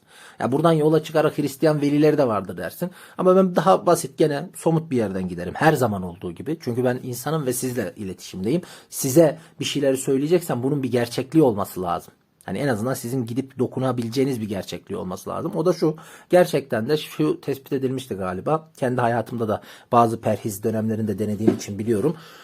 Çok uzun süre hayvani nebatattan uzak kalıp da sadece nebat yani bitkisel şeylerle beslenince vücudun hormonu mu değişiyor, ne oluyor tam bilmiyorum. Garip şeyler oluyor arkadaşlar. Yani daha algın açılıyor, ruhunu daha temiz hissediyorsun, görüşün daha bir berraklaşıyor. Daha ötesini söylemeyeyim. Size şey yapacağım kadar. Yani benim kendi dünyamda yani yaşadığım bazı şeyler oluyor ama o benimle ilgili. Gerçekten bunun da herhalde bunu izleyen bir daha bilimsel açıklamasını yapacak biri vardır herhalde. Ama hayvani belli gıdalardan uzak durup belli beslenme ve perhiz düzenlerini uyguladığında ya da belli süre işte uzlet dediğimiz o kapanma hali vardır ya itikafa kapanır tasavvuf ehli. Garip bir şekilde de benziyor yani olayın fiziki.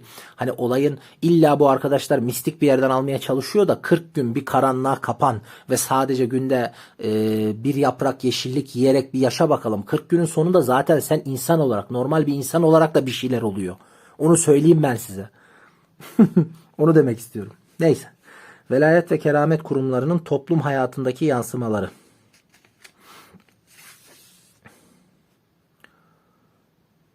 Fazlur Rahman'a göre şeyhler her ne kadar kerametleri benimsemiyor görünseler de müritler onlara keramet atfetmekten geri durmazlar.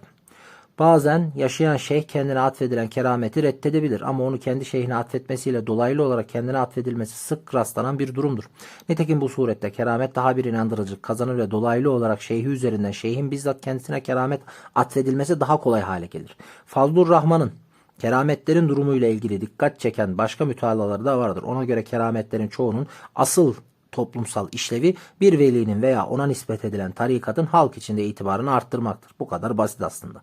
Kerametler bunun için imal edilir. Bu şeyhin müritleri içindeki otoritesini uzun süreli kılan bir araçtır. Bu otorite ne kadar uzun süreli olursa müritlerin pasifliği de o ölçüde artar. Yani o kadar şey yapıyorlar. İşte Fazlur Rahman'ın İslam kitabı arkadaşlar. Biz bunu aldık. Okuyorum şu an. İncelemesi var. Velayet ve keramet kurumunun Müslüman toplumlar içinde yüzlerce yıldır nasıl bir gelişme hasıl ettiğine dair üzerinde durulması gereken iki kavram daha vardır ki biri şatiye, çoğulu şatiyat yani şatahat, diğeri cezbedir yani meczupluk. Şatiye, sufilere göre yatağına sığmayan coşkun bir selin yatağından taşması gibi sufinin kalbinden taşan ilahi hakikatleri ifade için kullanılan bir terimdir. İlk bakışta şeriatla, İslam inancıyla bağdaşmayan, çoğunlukla da anlamsız gibi duran sözlerdir. Tasavvuf tarihinde özellikle Beyazıt-ı Bestami ve Hallacı Mansur gibi ilk dönem sufilerinin söylediği bazı meşhur sözler bu kabilden sıyrılmıştır. Sufilere göre bu tür sözler gerçekte onu söyleyen sufi değil Allah'a aittir. Akşemseddin'in meczupluğu makamı fenaya murşitsiz varmak olarak tarif ediyor. Ona göre cezbe haktan gelen bir feyz olup meczuplar hicapsız zata müşahit olurlar. Levh-i mahfuza nazar eylerler diyor. Tasavvufi anlayışa göre onlar güçlü bir ilahi cezbe halini yaşadıklarından akıl ve muhakemelerine sahip değildirler. O yüzden sorumlu sayılmaz ve yargılanmazlar. Asıl problem diye not düşmüşüm buraya. Kabul görenlerin psikolojik durumları, yaşadıkları perhiskar hayatları yüzünden herhangi bir ruhu veya akli zaafa maruz kalıp kalmadıkları pek düşünülmez maalesef. Yani gerçekten düşünülmüyor. Ah ah. Söylediklerinin ve yaptıklarının gerçek bir mistik cezbenin ürünü mü yoksa bir halüsinasyon veya hezeyan mı olduğu, yüzyıllardan beri tasavvuf kültürünün hakimiyeti altında bugünün bildik Müslüman çevrelerinde sorgulanmaz. Sorgulayanlar hoş karşılanmaz. İman zaafına hamledilir. Yani bu kadar saçma durum arkadaşlar ya. Bu kadar saçma. Yani illa bak altını çiziyorum, kötü niyetten değil. Adam mekanik bir bilgi olarak geçmişten itikafı öğrenmiştir, uzleti öğrenmiştir, bir yola girmiştir, bir tarikata mensup olmuştur. Ne bileyim bir zikir çeker, bir aç bırakır bedenini. Belki adamın kimyası bozuk, bir hastalığı var. 40 gün karanlıkta sadece çorba içerek bir şey yapıyor ve ister istemez vücudunda bazı kimyaları bozuluyor ve bir şey görüyor. O adam bunu kötü niyetten demiyorum. Belki de onu görmek istediği için de görüyor ve sana söylüyor. Sen bunu sorgulamadan buna iman etmen, bunu kabul etmen ne kadar saçma ya. Yani Allah gerçekten akıl fikir vermedi mi ya? Yazık. Önemli demişim. Hocanın yorumu diye not düşmüşüm. Bugün İslam dünyasının içinde bulunduğu perişan halin sorumlularından birinin de bu zihniyet olduğu uzun zamandan beri bilim insanları ve Müslüman entelektüeller arasında tartışma konusu olmuş ve olmaya devam etmektedir. Bugün 18. yüzyılın sonlarından itibaren Batı'nın emperyalist sömürüsünün yarattığı sefaletin kendilerine bıraktığı sağlıksız ve ilkel sosyoekonomik şartlar içinde yaşamakta olan milyonlarca Müslümanın hayatlarını yalnızca veli olduğuna iman ettikleri şahsiyetlerin kerametleri, keşif ve ilhamları, rüyaları doğrultusunda yaşamayı ilke haline getirdikleri düşünüldüğünde vaziyetin fecaati bütün acımasızlığı ile gözler önüne serilir. Evet, kabullendikleri bu hayat tarzı onlara hiç şüphesiz sıkıntılarını hafifletecek, ruhi tatmin hali sunmaktadır. Fakat şu birkaç yüzyıllık geçmişte bu manevi tatmin duygusunun onları sefaatten kurtaracak müreffeh bir hayatın kapılarını açtığı ne kadar görülebildi? Görülemedi işte. Yani bu dünyayı, bu Müslümanları perişan eden bunlar. Velayet, veli ve keramet teorileri, İslam zihniyet, inanç, toplumsal ve kültür tarihindeki büyük kırılma. Hoca ne kadar Fazlur Rahman'a atıf yapmış bu kitapta ya. Ben Fazlur Rahman'ın 4 cilt makalelerini bitirdim arkadaşlar. Hani İslami metodolojiyi yayınladık da diğerleri de gelsin o zaman. Merak ederseniz, isterseniz. Fazlur Rahman Allah'a olan ruhiyani yolculuk şeklinde tarif ettiği tasavvufun Kur'an-ı Kerim'e bağladığı veli kavramını Doğu Hristiyan mistisizminden, gnostizmden ve yeni eflatunculuktan aldığı tesirlerle geliştirerek bilinen muhtevasına kavuştuğunu ileri sürer ve bir bakıma dolaylı yoldan velayet kurumunun bizatı İslam'la ilgili olmadığını ima eder. Bence haklı. Erol Güngör ise velilik anlayışının tasavvufun ayrılmaz bir parçası olmaktan ziyade ona yabancı kaynaklardan yapıştırılmış bir yama olduğunu söyleyerek bir bakıma Fazlur Rahman'la aynı noktada buluşur. Ona göre velilik dünyanın yönetimini Allah adına üstlenmiş gizli bir hükümetin görünmeyen aleme mensup üyeliği olup esas itibariyle Şiiliğin imamet telakkisini yansıtır.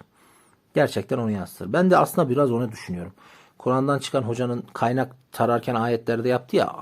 Yani bence hadiste, sünnette ve Kur'an'da gayet basit. Yani siz azmedin, iyi Müslüman olun ve Allah katında dereceniz artsın gibi çok basit bir anlamı. Temeli bu ya olayın. Hani derecelenmenin temeli bu ya. Hani bazı insanlar insanlara üstündür. Peygamberler arasında böyle daha üstünü vardır falan gibi. Hani en üstünü Hazreti Peygamber'dir. Böyle bu kadar basit bir şey. Siz de çabalayın. Allah'a kulluk yapın. Haramdan sakının. Sevap işleyin. Çevrenize faydalı olun. İyi Müslüman, iyi insan olun ki dereceniz artsın gibi basit bir motivasyonu garip bir yere çekmişler ve üst üste bir sürü abuk subuk hocanın da kaynaklarda belirttiği gibi kültürleri yamayarak çok kullanışlı bir aparat haline getirmişler. Sonra ben siyasal İslam budur deyince yok İslam siyasaldır, siyasal değildir diye yorum yapıyor bazı arkadaşlar. Çok eski videolarda genç çocuklar yapıyordu. İslam siyasal değildir falan diye. Yani siyasal İslam başka, İslam başka. Önemli demişim. İslam'ın özü değil diye not düşmüşüm.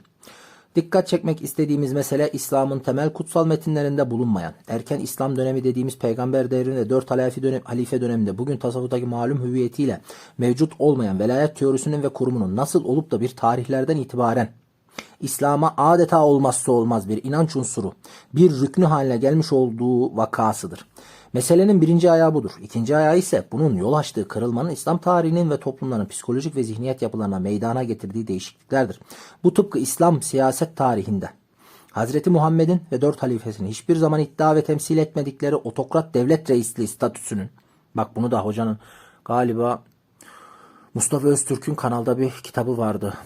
Din, siyaset, itikat gibi, iman gibi bir şeydi herhalde. Ona bakmanız, hani şey başlığında yapmıştım. Din sandığımız siyasi hurafeler başlığıyla ona bakın. Yani gerçekten Hazreti Muhammed'in ve 4 halifesinin hiçbir zaman iddia ve temsil etmedikleri otokrat devlet reisliği statüsünün Abbasi halifelerinden Osmanlı sultanlarına kadar Müslüman hükümdarların Allah'ın yeryüzündeki gölgesi Es-Sultanü Zillullahi fil Arz olduğu anlayışına dönüşmesine benzetilebilir. Kesinlikle benzetilebilir. Yani ulul emre itaat edin gibi çok basit, gene hiyerarşiyi, kanunu, nizama uyun gibi basit bir motivasyonu gelip sen ulul emr şöyle de yapsa şeydir, makbuldür. Ya bir de bunu siyasetnamelerle destekle. Onun da kanalda oynatma listesi var. Nabza göre şerbet. Siyasal İslamcıların nabza göre şerbet şeyi. Doğu siyasetnameleri. Ulul emre itaati gibi basit, hiyerarşiyi, kanunu. Hani şunu desem ben size mesela. Bugünkü anayasa işte arkadaşlar, bu kanunlar insanlarımız için, toplumumuz için, daha düzenli ve refah bir hayat için, müreffeh bir hayat için gerekli. Kanunlara uyalım, işte toplum kurallarına riayet edelim, örfü ananeyi gözetelim gibi basit bir şey söylesem, bu olay birden ulul emr ne yaparsa yapsın itaat edilir gibi bir yere giderse siz buna şaşırmaz mısınız? Yönetici ne derse dese haklıdır dersem şaşırmaz mısınız? Ya bu kadar basit aslında mevzu. Ama yazık işte. Neyse. Bu telakkinin köklerinin antik Mezopotamya ve Pers imparatorlukları hükümdarlık anlayışına kadar uzandığı uzun zamandan beri çok iyi biliyoruz. Evet. Zararlar demişim. Kırılma tabiriyle neyi kastediyoruz? Velayet ve keramet kavramları Müslümanların İslam algılarında, inançlarında ve toplumsal hayatlarının daha önce görünmeyen, keskin, geri dönüşü olmayan, genelde bir takım olumsuz yansımalar yaratmasıdır. Önemli zararlar demişim. 1, 2, 3, 4. Yani hoca demiş, ben de çizmişim. 5 tane önemli zarar. 1.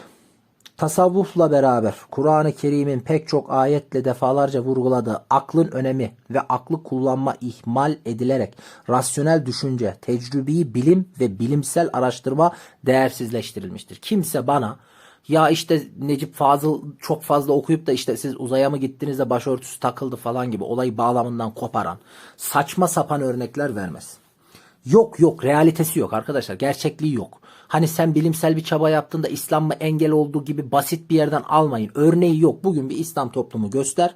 İslam'dan çıkan bir kültürel bilimsel dönüşüm yapmış mı? Buna bakın. Bana hemen Fatih Matih deyip tarihi örnek vermeyin. Çünkü o da siz bilmiyorsunuz. Onu da yanlış anlıyorsunuz. O yüzden öyle zannediyorsunuz. Yani bana örnek göstereceksin ya.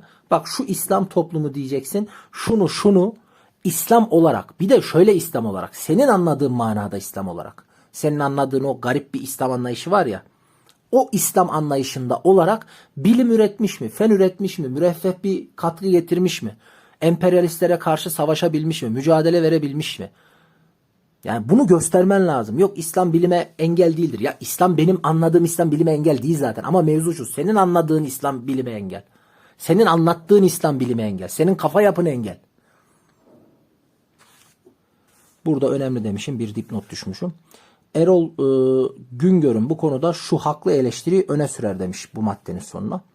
Tasavvufun İslam kültürüne yaptığı en büyük menfi tesir, en kaliteli zihinleri, en parlak zekaları kültür hayatının dışına çekmesi ve onları kısırlığa mahkum etmesi olmuştur.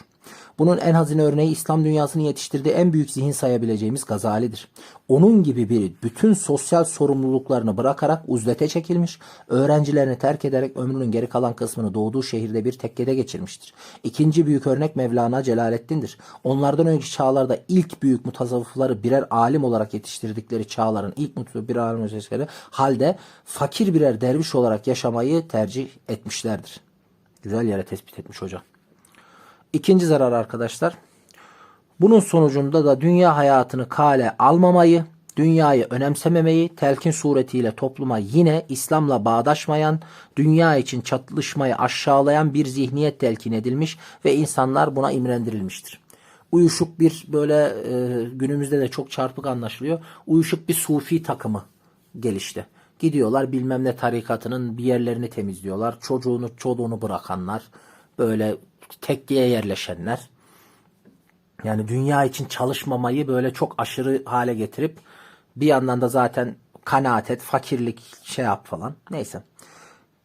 Çünkü kendinin üçüncü zarar, çünkü kendinin kuru et yiyen bir kadının oğlu olduğunu söylemiştir. Bu ısrarla vurgulamaya rağmen tasavvuf düşüncesi çok geçmeden onu bu tabii statüsünden soyutlayıp ürettiği pek çok teoriyle onu adeta yarı ilahi bir vasıf izafe ederek efsaneleştirmiştir. Burayı tamamını okuyayım arkadaşlar. Şey oldu, sadece altını vurguladığım yer değil. Kur'an-ı Kerim'de Hazreti Muhammed'in Allah'ın diğer peygamberleri gibi bir peygamberi ve fakat ısrarla onun aynı zamanda kulu ve insan olduğu bilhassa vurgulanmaktadır. Bizzat o ashabına geçmiş ümmetlerinin yaptığı gibi kendini aşırı tazim ve takdis konusu yapmamalarını tembih etmiş. Kendini ziyarete gelen ve huzurunda korkudan titreyen birine korkmamasını, çünkü kendinin kuru et yiyen bir kadının oğlu olduğunu söylemiştir. Bunu ısrarla vurgulamasına rağmen tasavvuf düşüncesi çok geçmeden onu bu tabii statüsünden soyutlayıp ürettiği pek çok teoriyle ona adeta yarı ilah bir vasıf izafe ederek efsaneleştirmiştir. Böyle bir algı Hazreti Muhammed'in apaçık ortada duran müstesna tarihsel şahsiyet ve hüviyetine, peygamberlik misyonuna aykırıdır. Kesinlikle. Benim peygamberim benden, yani benden dediğim ontolojik olarak insan. Ben herhangi bir durumda, herhangi bir davranışta mümkün olduğunca elimden gelirse ve niyetim varsa onu örnek alabilmeliyim. Onu örnek alabilecek pozisyonda olmalıyım. Haliyle ben bunu sağlayan bir peygamberi, insan bir peygamberi, mucizeleri böyle uçması kaçması değil benim için mucizesi. Karakterinin mükemmelliği benim için mucize. Yani başka yerde de söylemiştim. Peygamberin hani ayı yarmak mesela bir İslami delil olarak anlatılıyor. Ben onu görmedim ki. Ben ona görüp ikna olayım. Yani bugün bir insan şöyle Müslüman oluyor mu? Peygamber ayı yardı, o yüzden Müslüman oldu. Değil mi? Yani peygamberin bu tabiatüstü mucizelerine tanık olan biri yok ki şu anda bunu görüp de Müslüman olsun. Bunun söylenene inanarak Müslüman olma durumu o başka bir şey. Ama zaten şu anki insanların Müslüman olması, Müslümanlığını yaşaması, kendinde bu motivasyonu bulması peygamberin tabiatüstü mucizeleriyle alakalı değil. Peygamberin insani vasıflarıyla ilgilidir. Ben başka bir yerde de söylemiştim bunu. Yani peygamberlik süreci 23 yıl falan, bunun 13 yılı Mekke, 10 yılı Medine. Medine'de daha müreffeh, daha şehirli bir hayat, daha ama asıl sıkıntılı dönem Mekke dönemi. Ya 13 yıllık Mekke dönemi. O kadar bağırıyorsun, çağırıyorsun, bir şey var. Allah'tan gelmiş bir mesajı iletmeye çalışıyorsun. Bir avuç insan. Yani toplumsal soyutlama had safhada. Gayet güzel bir kabileden gelmene rağmen dışlanıyorsun. Tek başına kalıyorsun. Sana kimse inanmıyor. Ve sen buna rağmen 13 yıl mücadele ediyorsun. Sadece bir avuç insanla. Ve sana bir şeyleri teklif ediyorlar sonunda artık. Sana inananlar artınca hani. Ve sana verdikleri teklifler gerçekten dünyalık olarak çok yüksek şeyler. Hani şöyle bir şey de denebilirdi aslında. Ama yani bazı müşrikler onu demiş galiba. Ya da inanmayanlar, işte gelecekte adam peygamber sonuçta daha büyük şeyler vaat ediyordu. O yüzden reddetti. Yo, yaşamının tamamı zaten ortada olan bir insan. Öyle çok büyük şatafatlara girmedi ki. Yani bir elime güneşi, bir elime ayı verseniz ben davamdan vazgeçmem. Yani şu bireysellik arkadaşlar, bu özgüven. Hak bildiğinin yanında böyle durabilmek. Yani ben peygambere imanım bu cesaretle geliyor. Bütün toplum karşısındayken tek bildiğin hakikati savunabilmek. Yani bu başka bir şey. Yani benim insan peygamberim bu. Ve benim için gayet ikna edici.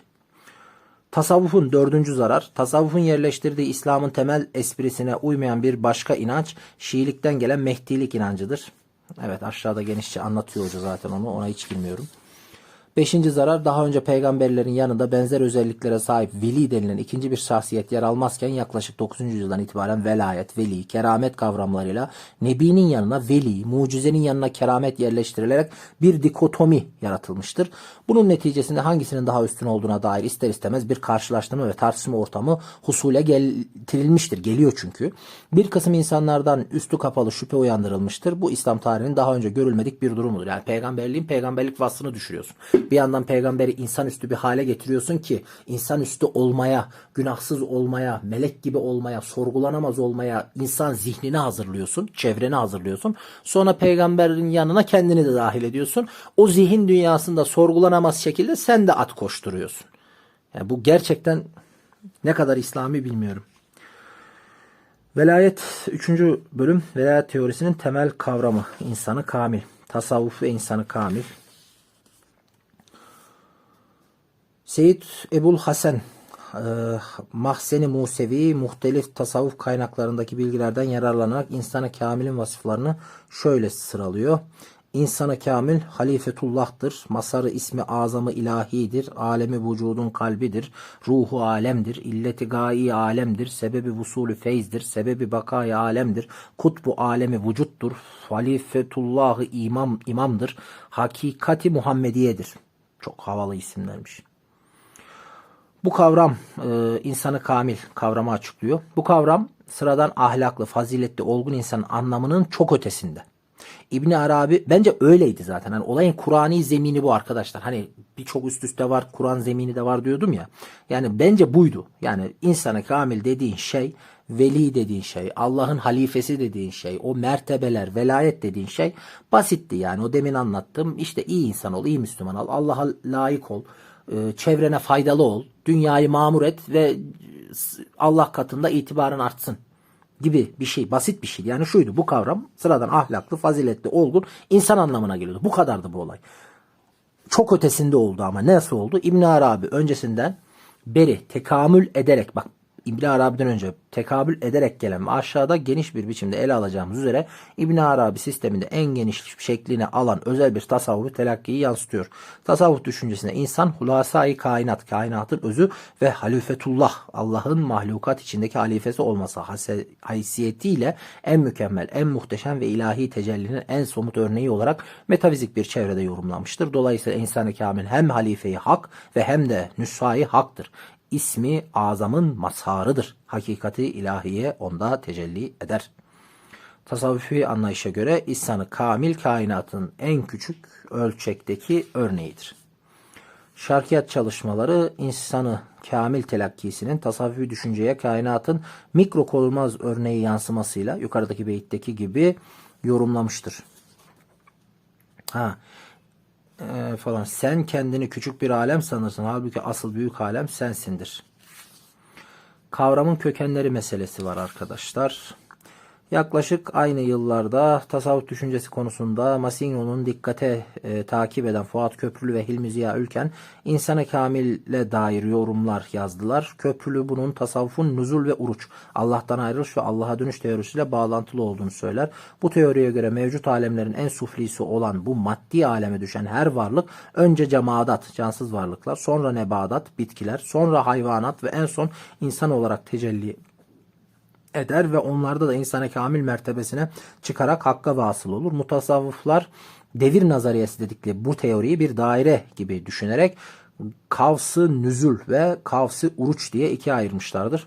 Köprülü'nün bunu Hint mistisizminin tesirine, yormasına mukabil ülken mayhezmi etkisine bağlar. Yani sonuçta ikisi de İslam'ı değil başka şeyleri görmüş sonuçta. İbn Arabi'nin insana kamil teorisi.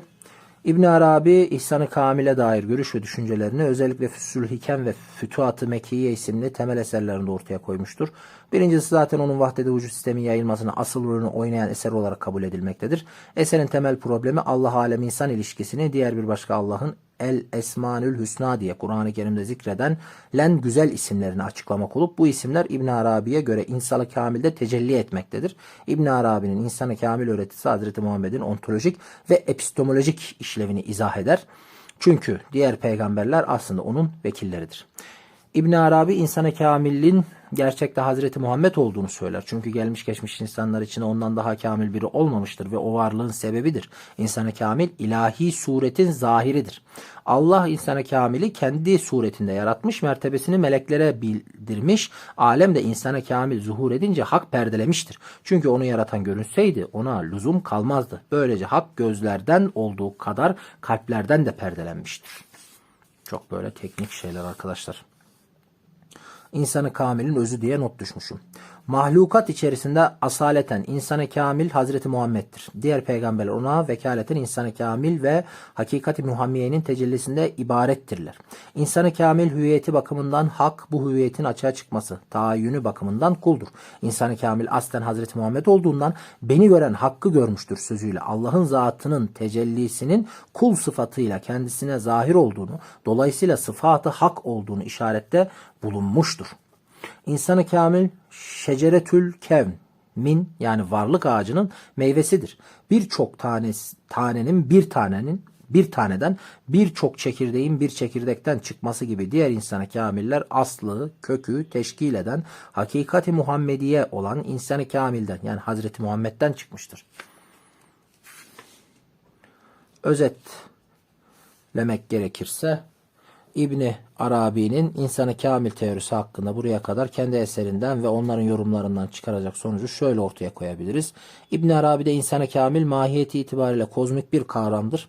Bu onun İnsan-ı Kamil'e dair yaptığı her açıklamaya ipuçlarını verir. Çok açık bir biçimde onun bu teorisi alemin kozmik düzenini yansıtıyor ve merkezi Hazreti Muhammed'in fiziksel varlığıyla değil kozmik hüviyetiyle temsil ettiği hakikati Muhammediye kavramını yerleştiriyor.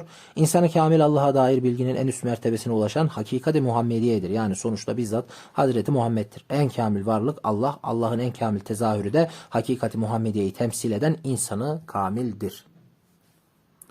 İbn-i Arabi sonrası İnsan-ı Kamil teorisine olmuş. Çok fazla bir gelişme olmadı herhalde. O yüzden çizmedim. Çok fazla bir şey değişmedi diye not düşmüşüm. Zaten o yüzden hiç okumuyorum bir şey. Ya da okuyayım. Başka ne demek istedim acaba? 20. yüzyılımıza gelinceye kadar İbn Arabi'nin güçlü gölgesi altında yaşayan Ekberi geleneğe mensup değişik zamanlarda yaşamış Osmanlı Sufi müellifleri bu gelenek doğrultusunda İnsan-ı Kamil konusuna dair pek çok şey yazdılar. Hepsi de İbn Arabi'nin teorisi doğrultusunda belli katkılar yaptılar. Lakin onun çizdiği dairenin dışına pek çıkmadılar. Velayet teorisinin çarpıcı kavramları kutup ve gavs. Kavramın kökenleri ve meselesi, durumun özeti diye not düşmüşüm. Daha baştan söyleyelim ki bu telakkiyi yani Allah'ın birliğini ve benzersizliğini, ona benzer ikinci bir varlığın bulunamayacağını hassasiyetle ve ısrarla vurgulayarak imanın ilk şartı yapan bir dinde kutup telakkisi, sanki tevillerle perdelenmiş ikinci bir üstün ve aşkın varlığı yansıtıyor görünmektedir. Kesinlikle öyle.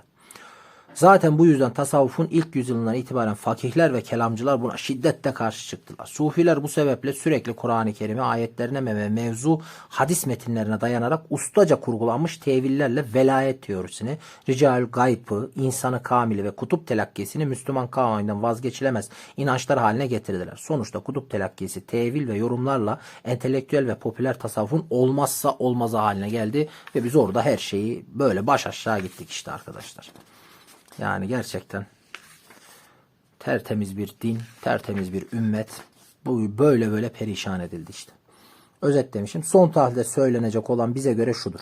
İnsanı kamil ve kutup telakkileri bütün bu tesirlerin kattığı unsurlarla şekillenmiş. Bu unsurların gölgesinde yorumlanan Kur'an-ı Kerim ayetlerini ve hadislerini kullanarak oluşturulmuş tasavvufi telakkiler olarak düşünülmelidir. Kutup insana kamil yahut insana kamil kutup mudur? Özetlemişim. İbn Arabi ve sonraki sufilerin insana kamil konusundaki düşüncelerini diye getirdikleri metinlere bakıldığında bazen insana kamilden bahsederken kutbu anlatırken insana kamili kastettikleri görülür. Bazen de açık olarak insana kamilden kastın kutup olduğunu, kutbun insana kamilden başkası olmadığını yazarlar. Bu şunu gösteriyor.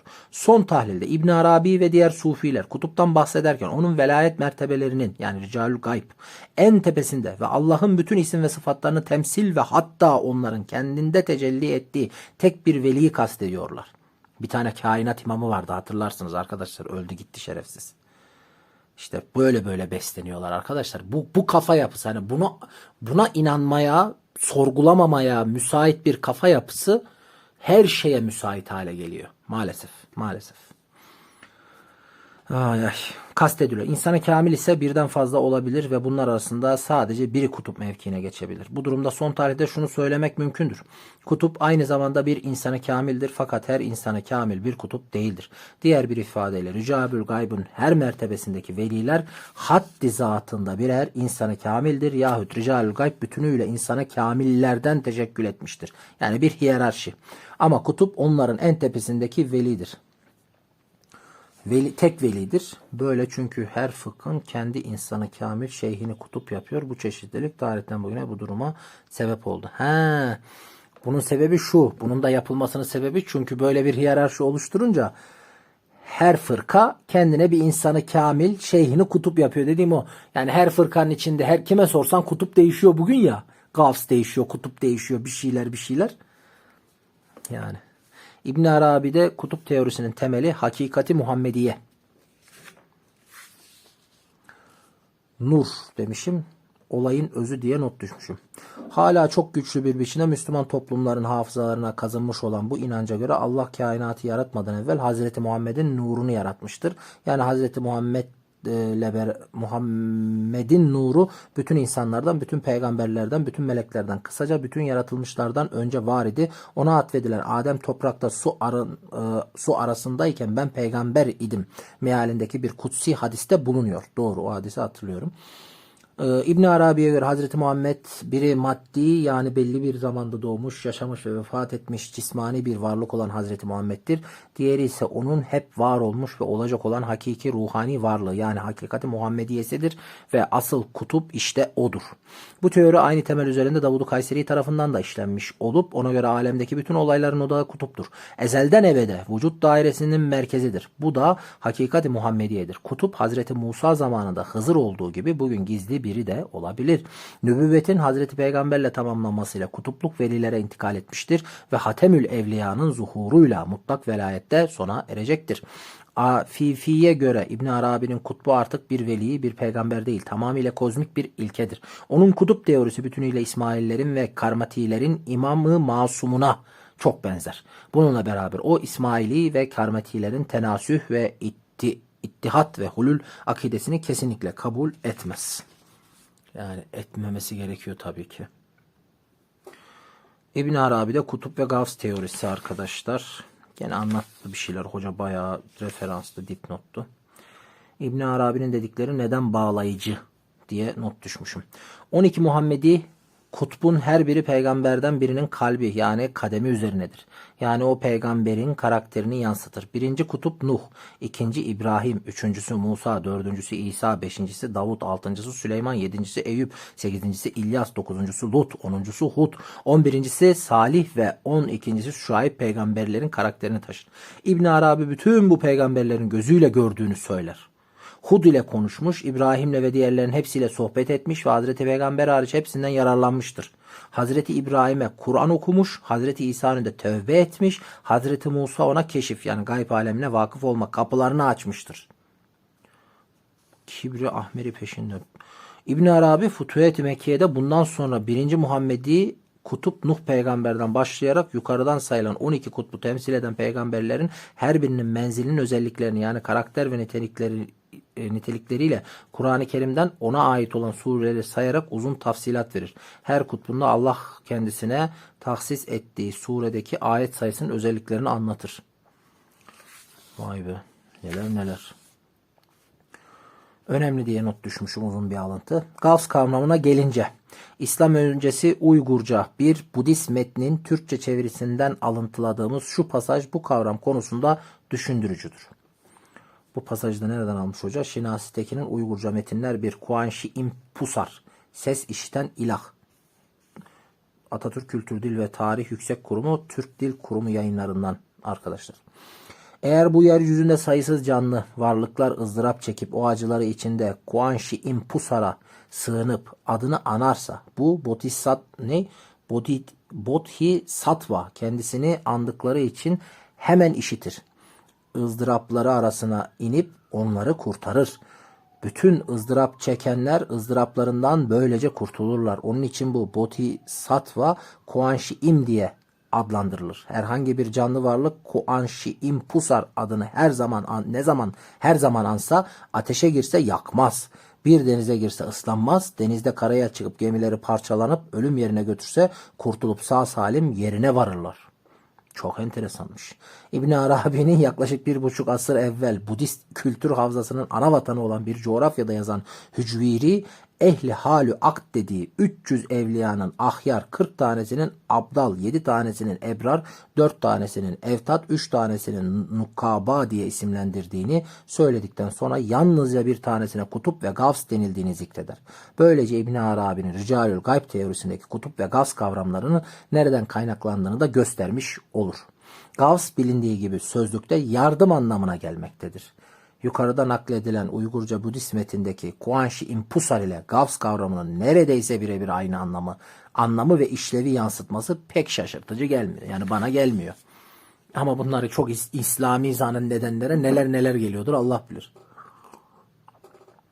İbn Arabi sonrasında kutup ve Gavs teorisi. Gene çok fazla bir değişiklik olduğunu sanmıyorum arkadaşlar. Yani İbn Arabi zirvesi olduğu için olayın, ondan sonra gelenler sadece örnek oluyor gibi.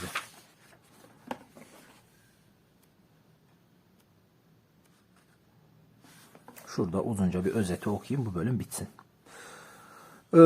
Tarih ve din sosyolojisi gözüyle bakıldığında her sufinin bu kavramlara yaşadığı kültür coğrafyasının ilham kaynaklarını ve daha önemlisi kendi mistik tecrübe ve algılarını eklemek suretiyle katkılar yaptığını söylemek uygun olmalıdır. İbn Arabi ile başlayan döneme gelince bu dahi beynin kendinden önceki birikimi müthiş bir sentez ile yeniden üretmek ve birçok yeni alt kavramlar üretmek suretiyle muazzem, kompleks ve kompakt bir yapıya kavuşturduğunu söylemek gerekir. Onunla başlayan yeni dönem hem vahdet-i vücutçu tasavvufu düşüncenin hem de bu düşüncenin türevleri olan velayet, rical-ü gayb, insanı kamil, kutup ve gaz kavramlarının inanılmaz zenginleştiği bir dönemi simgeler. Ondan sonra yaşamış olup onun yörüngesine yerleşen sufiler ise hep tekrar ettiğimiz üzere bu kavramlara ancak küçük çaplı gelişmeler, yorumlar, alt kavramlar eklemek suretiyle süreci devam ettirmiş ve bugüne kadar getirmişlerdir. Bu itibarla tasavvufun devreye girmesiyle beraber İslam toplumuna yüzlerce yıldan beridir tasavvufun bu kavramların hakimiyet altında nasıl yaşadıkları, onları özümsedikleri görülebilmektedir. Asıl önemli olan yüzyıllar boyunca ve hala günümüz içinde yaşadıkları maddi alemin tasavvufun empoze ettiği görülmeyen bir veliler kadrosunun ve onun başı olan kutupların hakimiyetinde olduğunun algılatılmasıdır. Önemli olan da Müslüman toplumların böyle bir algı içinde yüzlerce yıldan beri yaşamayı artık çoktandır bir daha bırakmamak üzere içselleştirmiş olmalarıdır. Kutup kavramının bütün türevleriyle, bütün çeşitleriyle Müslümanların bütün ekseriyetinin inanç ve zihniyet dünyalarını hala yönetmekte olması, hakimiyeti altında tutabilmesidir. Gerçekten tuhaf olan bu. Ya gerçekten. Bayrami Melami'nin kutup telakkisi, sosyal zemini, siyasal ile ilişkisi demişim. Bayramiliğinin içinde gelişen Melamilik adındaki bu tasavvuf çevresi genelde bir tarikat özelliği göstermeyen, yani tekkeleri, ayinleri, halifeleri, icazatnameleri olmayan ilginç bir sufi çevreydi. Münhasıran taşrada çiftçi kesimi, kentlerde ise esnaf ve tüccar zümresinden oluşan, dolayısıyla bir bakıma ahilikle de ilişkili bir sosyal tabanı vardı. Bu itibarla da kutup anlayışında farklı bir mahiyet arz etmektedir. Dikkat çekici bir diğer özelliği ise Osmanlı iktidarına karşı siyasal nitelikli bir duruş sergilemesi ve bunun kutup anlayışından ileri gelmekte oluşudur. Aslında Bayrami Melami'nin kutup anlayışı daha İbn Arabici ve sonuçta vahdet-i vücutçu olduğu görülür. Fakat onların Osmanlı siyasal iktidarına başları kendileri diğer sufi çevrelerden farklı bir konuma yerleştirir. Melamiler siyasal iktidarı saltanat-ı zahire olarak değerlendirmekte, sultanın adil ve mütedeyyin olduğu sürece şevket ve kudretin mütezayit olacağına, bu vasfa sahip olmak şartıyla onun lüzumuna inanmaktadırlar. Bu onların siyasal otoriteye bakışlarının görünürdeki biçimidir. Dünyevi ve manevi iktidar tek elde topluyor demişim buna. İşte bize göre Bayrami Melamiliğini diğer tasavvuf çevrelerinden esaslı bir şekilde ayıran ve zihniyettir. Bu zihniyet 16 ila 17. yüzyıl Osmanlı siyasal iktidarını Melamilere karşı diğer sufi çevrelerden farklı baskıcı bir siyaset gütmeye ve onları sıkı denetim altına tutmaya sevk etmiştir. Melamiliğin kutup telakkisini diğerlerinden farklı kılan hassas nokta şudur. Sufi çevrelerde genel olarak kutup en yüksek düzey manevi nitelik ve yetkiye sahip veli demektir. O ricalül gayb silsilesinin en üst mertebesinde bazı insanı kamil kavramıyla özdeşleştiren Allah'ın üstün yetkilerle donattığı velidir. Çoğu zaman ehlinin dışında başkaları tarafından görünmez ve bilinmezdir. Yani gizlidir. Ne var ki melamilikte kutup hilafetsiz, icazetsiz, dervişleri eğitip bilgilendiren, her zaman bilinen ve görünen Hazreti Muhammed'in varisi olan mürşitten başkası değildir. Bu eğitim ritüellere, evrat ve evraka bağlı olmayıp, evkara bağlı olmayıp sadece sohbet esnasına göre merkeziyetçi bir anlayışla kalbe bakıcılar denilen rehberler aracıyla icra edilir. Bilinen en eski melami kaynağı Miratül Işk, ışıkta kutup şu sıfatlarla tahsis edilir diyor, anlatıyor arkadaşlar. Mevzu şu, melamiler sadece ruhani değil maddi bir otoriteye de inandığı için padişahı saymıyorlar. Oradan sıkıntı çıkıyor. Kutbiyet ve gavsiyet ünvanları. Manevi sultan. İlk bakışta bu ünvanların siyaset dünyasında hükümdarlar, sultanlar, padişahlar hakkında kullanılan ve onların diğerleri arasında statülerini temsil eden ünvanlara benzedikleri gözden kaçmaz. Başka bir ifadeyle bu sufi ünvanlar dünyevi hükümdarlıkların statülerini gösteren siyasal ünvanların bir bakıma ruhani ve manevi alemin sultanları olduklarını düşünen ve hatta iddia eden sufiler dünyasında iz düşümleridir denebilir. Özellikle bu kutbiyet ünvanlarını hangi sufiye, kimler tarafından, hangi kriterlere göre ne surette verildiği konusu açık değildir. Gerçekten değil. Burada akla tarikatların çoğaltıp kurumlaştıktan sonra yayılma demek istedi herhalde. Burada bir harf hatası var. Yayılma süreçlerinde aralarındaki rekabet de gelmektedir. Bu rekabetin şüphesiz ünvanlarda kullanılan terimlerin seçiminde baskın rolü olduğunu düşünmek yanlış olmayacaktır. İkinci ve belki merakı mucip bir başka problem de bu ünvanların benzerlerinin antik mistik kültürlerde bulunup bulunmadığı hususlarıdır. Bir üçüncü problem herhangi bir şeyh için kullanılan kutbiyet ünvanının ilerleyen zaman içinde değişip değişmediği, zenginleşip zenginleşmediği, belli bir coğrafyada belli ünvanlarla anılan bir şeyin başka bir coğrafyada farklı ünvanlarla anılıp anılmadığı meselesidir. Kutup, Gavs ve Müntelif diye bir hoca burada tek tek yazmış. Bunların nereden geldiğini yazmış. Zamanla değişen ünvanlar diye not düşmüşüm. Burada tek tek şeyleri yazmış arkadaşlar. Hani işte Abdülkadir Elcili, Dede Garkın, Şehabettin Sührevirdi, İbn Arabi, Abdullah Şali bunların hep şeyini yazmış. Bu ne derler ya şeyin işte makamlarını, isimlerini, sıfatlarını yazmış. Ünvanlarını yazmış. Yukarıda aldığımız örnek ünvanlar içinde Aşık Paşa, Hacı Bayram Veli ve Şeyh Şaban-ı Veli'nin ünvanları sade ünvanlar olduğu halde Dede Garkın örneğindeki gibi fevkalade süslü ünvanlar da bulunuyor. Ancak şunu da unutmadan eklemek gerekir ki zikredilen sufilerin ünvanları yalnızca yazılan örneklerdeki gibi tek bir ünvandan ibaret olmayıp zaman içerisinde farklı tarihlerdeki metinlerde daha kalabalık, daha süslü veya daha zengin ünvanlar olarak da görülür. Bu da söz konusu sufinin giderek zaman içinde ne kadar yüceltilip takdis edildiğini gösterir. Şüphesiz zikredilen ünvanların zenginliğinin işaret ettikleri sufinin çevresinde genişliği, saygınlığı ve hatta devlet nezdindeki itibariyle doğru orantılı olduğu çıkarımı yapılabilir. Kesinlikle. Şii teolojide velayet teorisi ve türevleri İmam Mehdi Kutup aynısı onlarda da var tabi. Şii teolojide velayet, imamet, mehdilik teorisi ve tasavvufla bağlantısı meselenin özü diye not düşmüşüm. Şiiliğin hemen bütün kollarında bu kavramların o kolların başlangıç ve gelişme çağlarındaki statüleri ile daha ileriki yüzyıllardaki statüleri aynı değildir. Bu yüzden Şii teolog ve Süfilerin katkılarını da dikkatle gözlemlemek gerekir. Özellikle İmamiye ve İsmailiye Şiiliğinin ilk zamanlarında bu kavramlar tabii olarak henüz ortaya çıktıkları ve işlenmeye başladıklarından ileriki yüzyıllardaki yapılarına kıyasla daha dar çevrede ve daha batini bir mahiyetteydi. Bu kollardaki teolog ve sufilerin çabalarıyla giderek daha işlenmiş ama daha kompleks hale geldiğini unutmamak gerekir. Fark demişim. Şiilikte velayet ve imametin yalnızca Hazreti Ali, Hazreti Fatıma neslinde tahsis kılınmış olmasına mukabil tasavvufta böyle bir tahsis söz konusu değildir. Tasavvufi teoride velayet şartlarına haiz bütün müminler için geçerlidir. Allah şartlarını kendinde bulunduran dilediği kuluna bu makama eriştirir. Bu şüphesiz tasavvufu velayet teorisi ile Şii velayet teorisi arasındaki en büyük farktır. İmamiye Şiiliğinde velayet ve imamiyet, kutup ve Mehdi. Özet kısmını okuyayım arkadaşlar. İmamiye veya İsmailiye teorisinde velayet, imamet ve hatta kutup Mehdi ile özdeş görünmektedir. Lakin burada dikkat etmemiz icap eden bir başka noktada bulunuyor. Özellikle 13. yüzyıl sonrası İmami ama özellikle de İsmaili Şiiliğinde ve hasseten Cavidanname gibi hurufi kaynaklarından zikredilen telakkilerde Defteri ve Mir Kasimov'un da dikkat çektikleri gibi yoğun bir İbn Arabi tesiri gözü çarpıyor.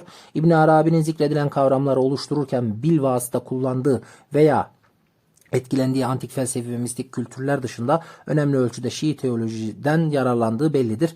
Bunun tarihsel bir hakikat olmasına mukabil Şii teolojinin de zamanla İbn Arabi'den kuvvetle etkilendiği de bir diğer hakikattir. O ondan etkileri, o onu besliyor. Böyle sarmal bir düzende kendi kendilerine geliştiriyorlar. Her daim var. Masum demişim. Kıyametin kopmasına kadar bir imamın her zaman var olacağı temel alan İmamiye teolojisinde kainatın ondan mahrum kalamayacağı, o olmazsa ortadan kalkacağı inancı kuvvetle yer etmiştir. İşte bu İmamiye'nin ana eksenini teşkil eder ve velayet teorisi bu temel üzerine oturur. İmamiye'nin imama böyle bir nitelik atfetmesi onu tasavvufun kutup telakkisine yaklaştırıyor. Burada niye tebessüm ettim? Garip bir şekilde bizim şeye çok benziyordu ya. Avatar'a çok benziyordu. Avatar derken mavi avatarı kastetmiyorum arkadaşlar. Bizim Avatar Enk var ya. Ona muhakkak bakın. O, hani şurada mutlaka bir tane avatar olacak meselesi var ya. Hani mutlaka bir tane kutup olacak meselesi çok hoşuma gitti yani. Hani daima dünyada bir avatar olmalı. Tövbe yarabbim ya. İbn Arabi'nin etkisi Şii teolojide olmazsa olmazdan İmam-ı Masum inancının kutup ve 12 imanın Mehdi, Kutubul Aktab kavramıyla giderek özdeş hale gelmiş olmasıdır. Henry Corbin tasavvuf tarihinin İran cephesini en iyi bilenlerden biri olarak Şii velayet, imamet ve kutbiyet telakkilerini muhtelif çalışmalarını derinlemesine incelemiştir. Biz de bakabiliriz arkadaşlar. Özelliklere bak be diye de not düşmüşüm. Şiilikteki bu telakkileri arasındaki ilişkiyi hatta bir anlamda özdeşliği en iyi ve en vazıh biçimde tarihsel, sosyolojik ve teolojik gelişim süreci içinde inceleyen uzmanlardan biri Muhammed Ali Emir Muazzi'dir. O İmamiye Şiiliğinde imamet teorisini iki dönemde ele alıyor. Biri batini ve irasyonel ilkel imamet anlayışı dediği 10. yüzyıla kadar süren eski ilk imamet anlayışı. Diğeri teolojik hukuki rasyonel imamet anlayışı dediği daha sonraki ve günümüze kadar artık geçerli olan imamet anlayışıdır. Ona göre imamların orijinal öğretilerini sadakatle yansıtan İmamiye'nin asıl imamet teorisi eski klasik dönemin imamet anlayışıdır.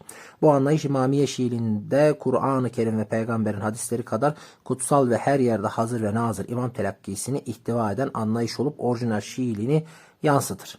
Bu inanca göre imam esasen dünyadaki varlığından önce de mevcuttu. Fiziksel varlığı dünyadan ayrıldıktan sonra da var olmaya devam edecektir. O olmadan alem mevcut olamaz. Dolayısıyla alemin varlığı onun varlığına muhtaçtır. Yani bu anlamda imam haddi zatında kozmik bir mahiyete sahiptir.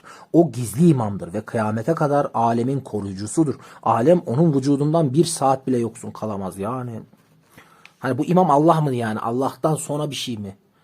Yok haşa falan değil yani, görüyorsun işte, madem olamaz, çok basit, bir şey olamazsa olamıyorsa olmadan olmayacak tek şey nedir? Allah'tır. Yani tövbe yarabbim. Buna kaynak yapan hilafetçiler var. Bunu bayrak yapan hilafetçiler vardı diye not düşmüşüm arkadaşlar. İmamiye'nin inancına göre Hazreti Muhammed'e dayandırılan bir hadiste ifade edildiği gibi zamanın imamını tanımadan ölen bir mümin kafir olarak sayılır. Ha doğru. Halife ile ilgili bunu söylüyorlardı. Bu yüzden dolayı hilafet kaldırdı, işte bugün hepimiz cehennemliyiz. Neden? Çünkü halifeyi tanımadan gidiyoruz gibi bir şeyler anlatıyordu birileri de. O cahil dinlemeyi çok sevmediğimden dinlemedim.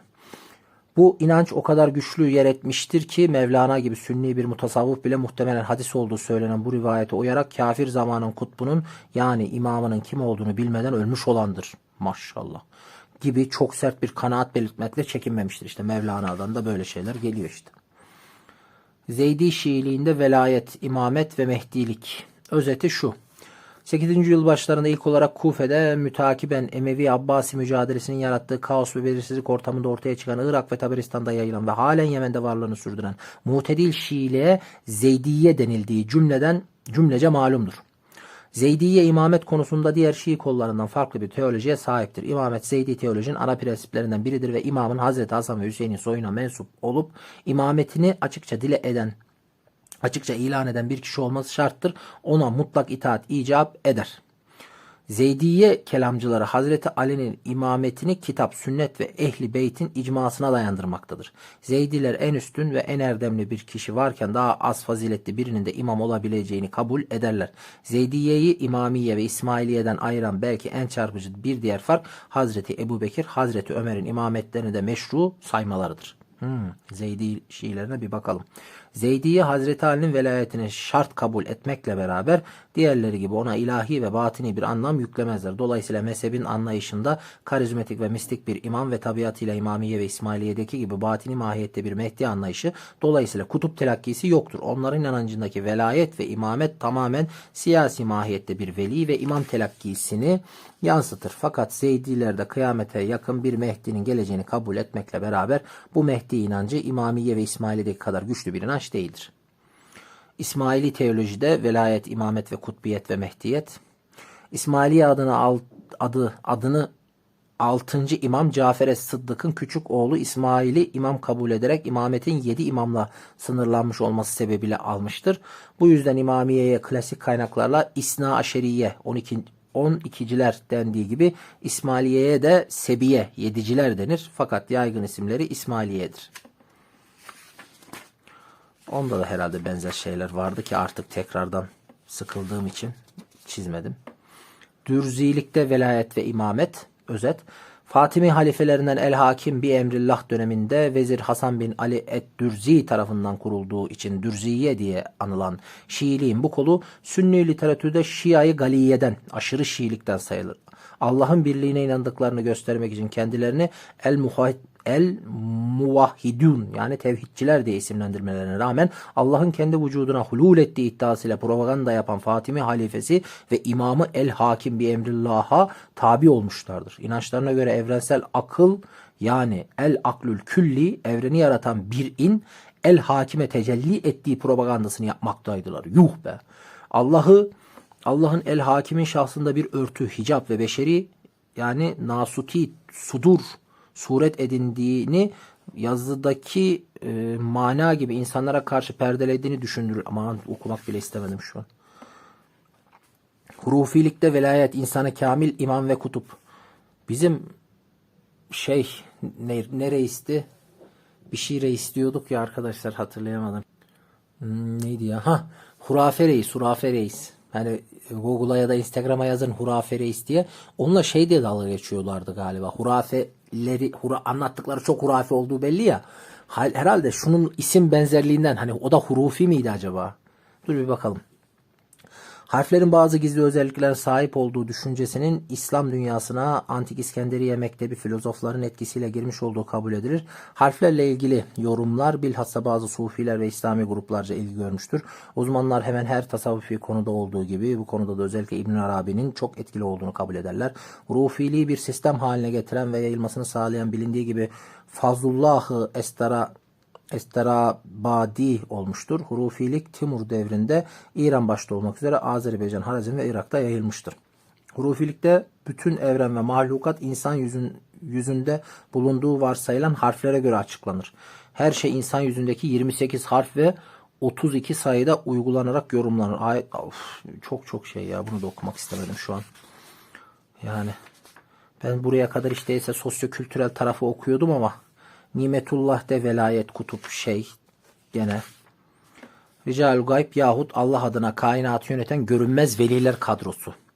Kavramın kökeni ve ortaya çıkışı nedir, kimlerdir diye not düşmüşüm. Arapça Ricalül Gayb yani gaybın adamları veya Ricalül Allah, Allah'ın adamları terimleri Farsça kaynaklarda bu Arapça terimlerle zikredildiği gibi Merdan-ı Gayb veya Merdan-ı Huda gibi Farsça terimlerle de geçer. Türkçe kaynaklarda yine Arapça terimlerde kullanılmakla beraber özellikle bazı menakıbname ve tarih metinlerinde gayb erenleri olarak yazılır. Velayet teorisinin kurumlaşmış biçimini Ricalül Gayb veya Ricalullah da denilen hiyerarşik yapı temsil etmektedir. Bu yapı Allah'a aidiyetleri sebebiyle görünmeyen, bilinemeyen, bazen sıradan insanlar görünümünde ama sıradan insanların mahiyetine vakıf olamayacakları insanüstü özelliklere sahip velilerden müteşekkil sanal bir kadrodur. Başka bir ifadeyle Ricalül Gayb kavramı kainatın kozmik düzeninin sufilerce tasavvufa yansıtılmış bir evliya hiyerarşisi tasavvurudur. Daha kısa bir ifadeyle Rical-ül Gayb veya Ricalullah velayet hiyerarşisini teşkil eden tabakaların velidir. Yani o hiyerarşi arkadaşlar Allah adına dünyayı yöneten ekibin adı hiyerarşisi. Zaten buraya kadar hep anlattığımız için bayağı altını çizmemişim yani. Rical-ül Gayb ve kozmik mahiyeti, bunu da çok anlattık. Ricalül Gayb'ın mertebeleri, özellik ve görevleri İbn Arabi'ye göre Rical-ül Gayb türüsü. Zaten İbn Arabi'yi anlatırken ya da bunları anlatırken özelliklerini anlatmıştık. Kutup bir kişiymiş. Bak bu önemli. Bu sayılar önemli. Kutup en tepedeydi zaten. Rical-ül Gayb'ın reisiydi Kutup. Hep vardı. Sürekli don değiştiriyordu. Don dediğim beden değiştiriyordu. Rical-ül Gayb denilen mertebeler silsilesini teşkil eden sıralamada en tepede yer alan ve tek olan kişidir. Velayet sisteminin Rical-ül Gayb'ın en büyük, en faziletli ve her bakımdan diğerlerinden üstün ve kainatın en önemli yöneticisidir. Diğer Rical-ül Gayb onun emrine tabidir. Hani bugün çok var ya kutup, gavs diyenler, işte onların gözünde bu arkadaşlar. Yani size özellikle konuya yabancı arkadaşlara gelebilir. Herkes tabi bu konulara çok derinden girmeyebilir. Yani normal bir Müslümandır ama yabancıdır. Ama şunu bilin, birine kutup diyen biri var ya, birine işte diyen, kutup diyen, gavs diyen, o insanların zihin dünyasında Ne dünya var, ne devlet var, ne millet var. Din bile bir yere kadar var. Yani düşünün ki bu dünyayı yöneten, evrenin, kainatın yüzü suyu hürmetine devam ettiği insana diyorlar bunu kutup diye. Gavs diye. Ve bu insandan gelen emirler doğrultusunda neler yaparlar siz düşünün. Yani olayın boyutu, tehlikeli boyutu çok yüksek bir yerde. Ah, İmamlar. Bunlar 2 kişiymiş. İmamlar yalnızca 2 kişidir ve fazla olmaz. Birinin adı Abdülmelik, diğerinin adı Abdülrab'dır. Kutbun adı Abdullah'tır ve bu ikisi onun vezirleri mertebesine yardımcılarıdır. Biri sağında, diğeri solunda bulunur. Biri melekut aleminin, diğeri mülk aleminin yönetimine memurdur. Birisi kutbun aynası, diğeri hem aynası hem onun mahallidir. İmamlar esrarı ilahiyeyi bilirler. Kutup vefat ettiğinde yerine sağındaki imam alır. İmamın yerine eftattan biri geçer. Böyle de bir hiyerarşi var yani. Bayağı bunu konuşulmuş. Eftat kimmiş? 4 kişiymiş. Allah'ın kendileriyle alemi koruduğu eftat yani direkler 4 kişidir. Asla 5 olmaz. Kuzey yani arka, güney yani ön, doğu yani sol, batı yani sağ olmak üzere bunlar 4 yönün bekçileridir. İsimleri Abdülhay, Abdülalim, Abdülvedud, Abdülkadir'dir. Bunlardan biri Hazreti Adem'in, ikincisi Hazreti İbrahim'in, üçüncüsü Hazreti İsa'nın ve dördüncüsü Hazreti Muhammed'in tabiatındadır.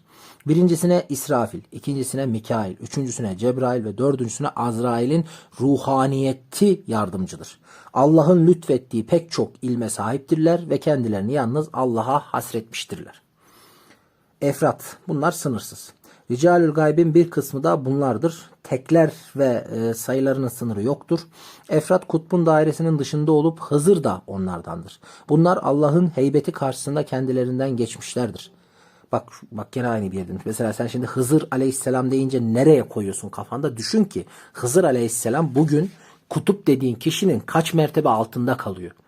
Bunu bir daha anlayın diye söylüyorum arkadaşlar. Bugün birilerine kutup, gavs falan diye isim veriyor ya. O diyenler gözünde nasıl insanlar bunlar? Nasıl yani onu anlayın. Efrat'tan bunlar Hazreti falan Muhammed peygamber olmadan önce Efrat'tan idi. Onlar Allah'ın şanını yücelterek ve yalnızca kendisine yönelerek bu makama ermişlerdir. Kutup onlara tasarruf edemediği gibi söz de geçiremez. Çünkü kendi de onlardandır. Onlar enbiyadır. Abdal 7 kişi. Sayıları sabittir, artmaz, eksilmez. Biri öldüğünde yerine nakiplerden biri geçer. Allah onlar vasıtasıyla 7 bölgeyi korur. Birinci bölgeyi koruyan Abdal Hazreti İbrahim'in.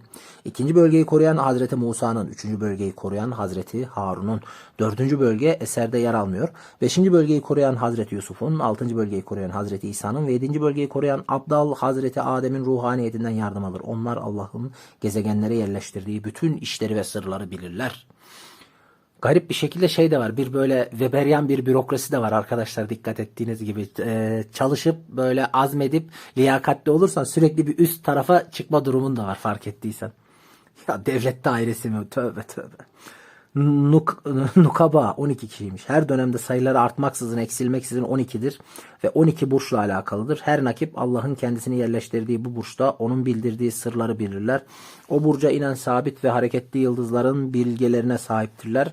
Ayrıca Allah onlara gönderdiği şeriatların bilgilerini de ermiştir. Nefislerde gizlenen sırlara da vakıftırlar. Mısır bölgesinde onlardan bazıları vardır. Onlar bir iş şöyle olacak dediklerinde öyle olur.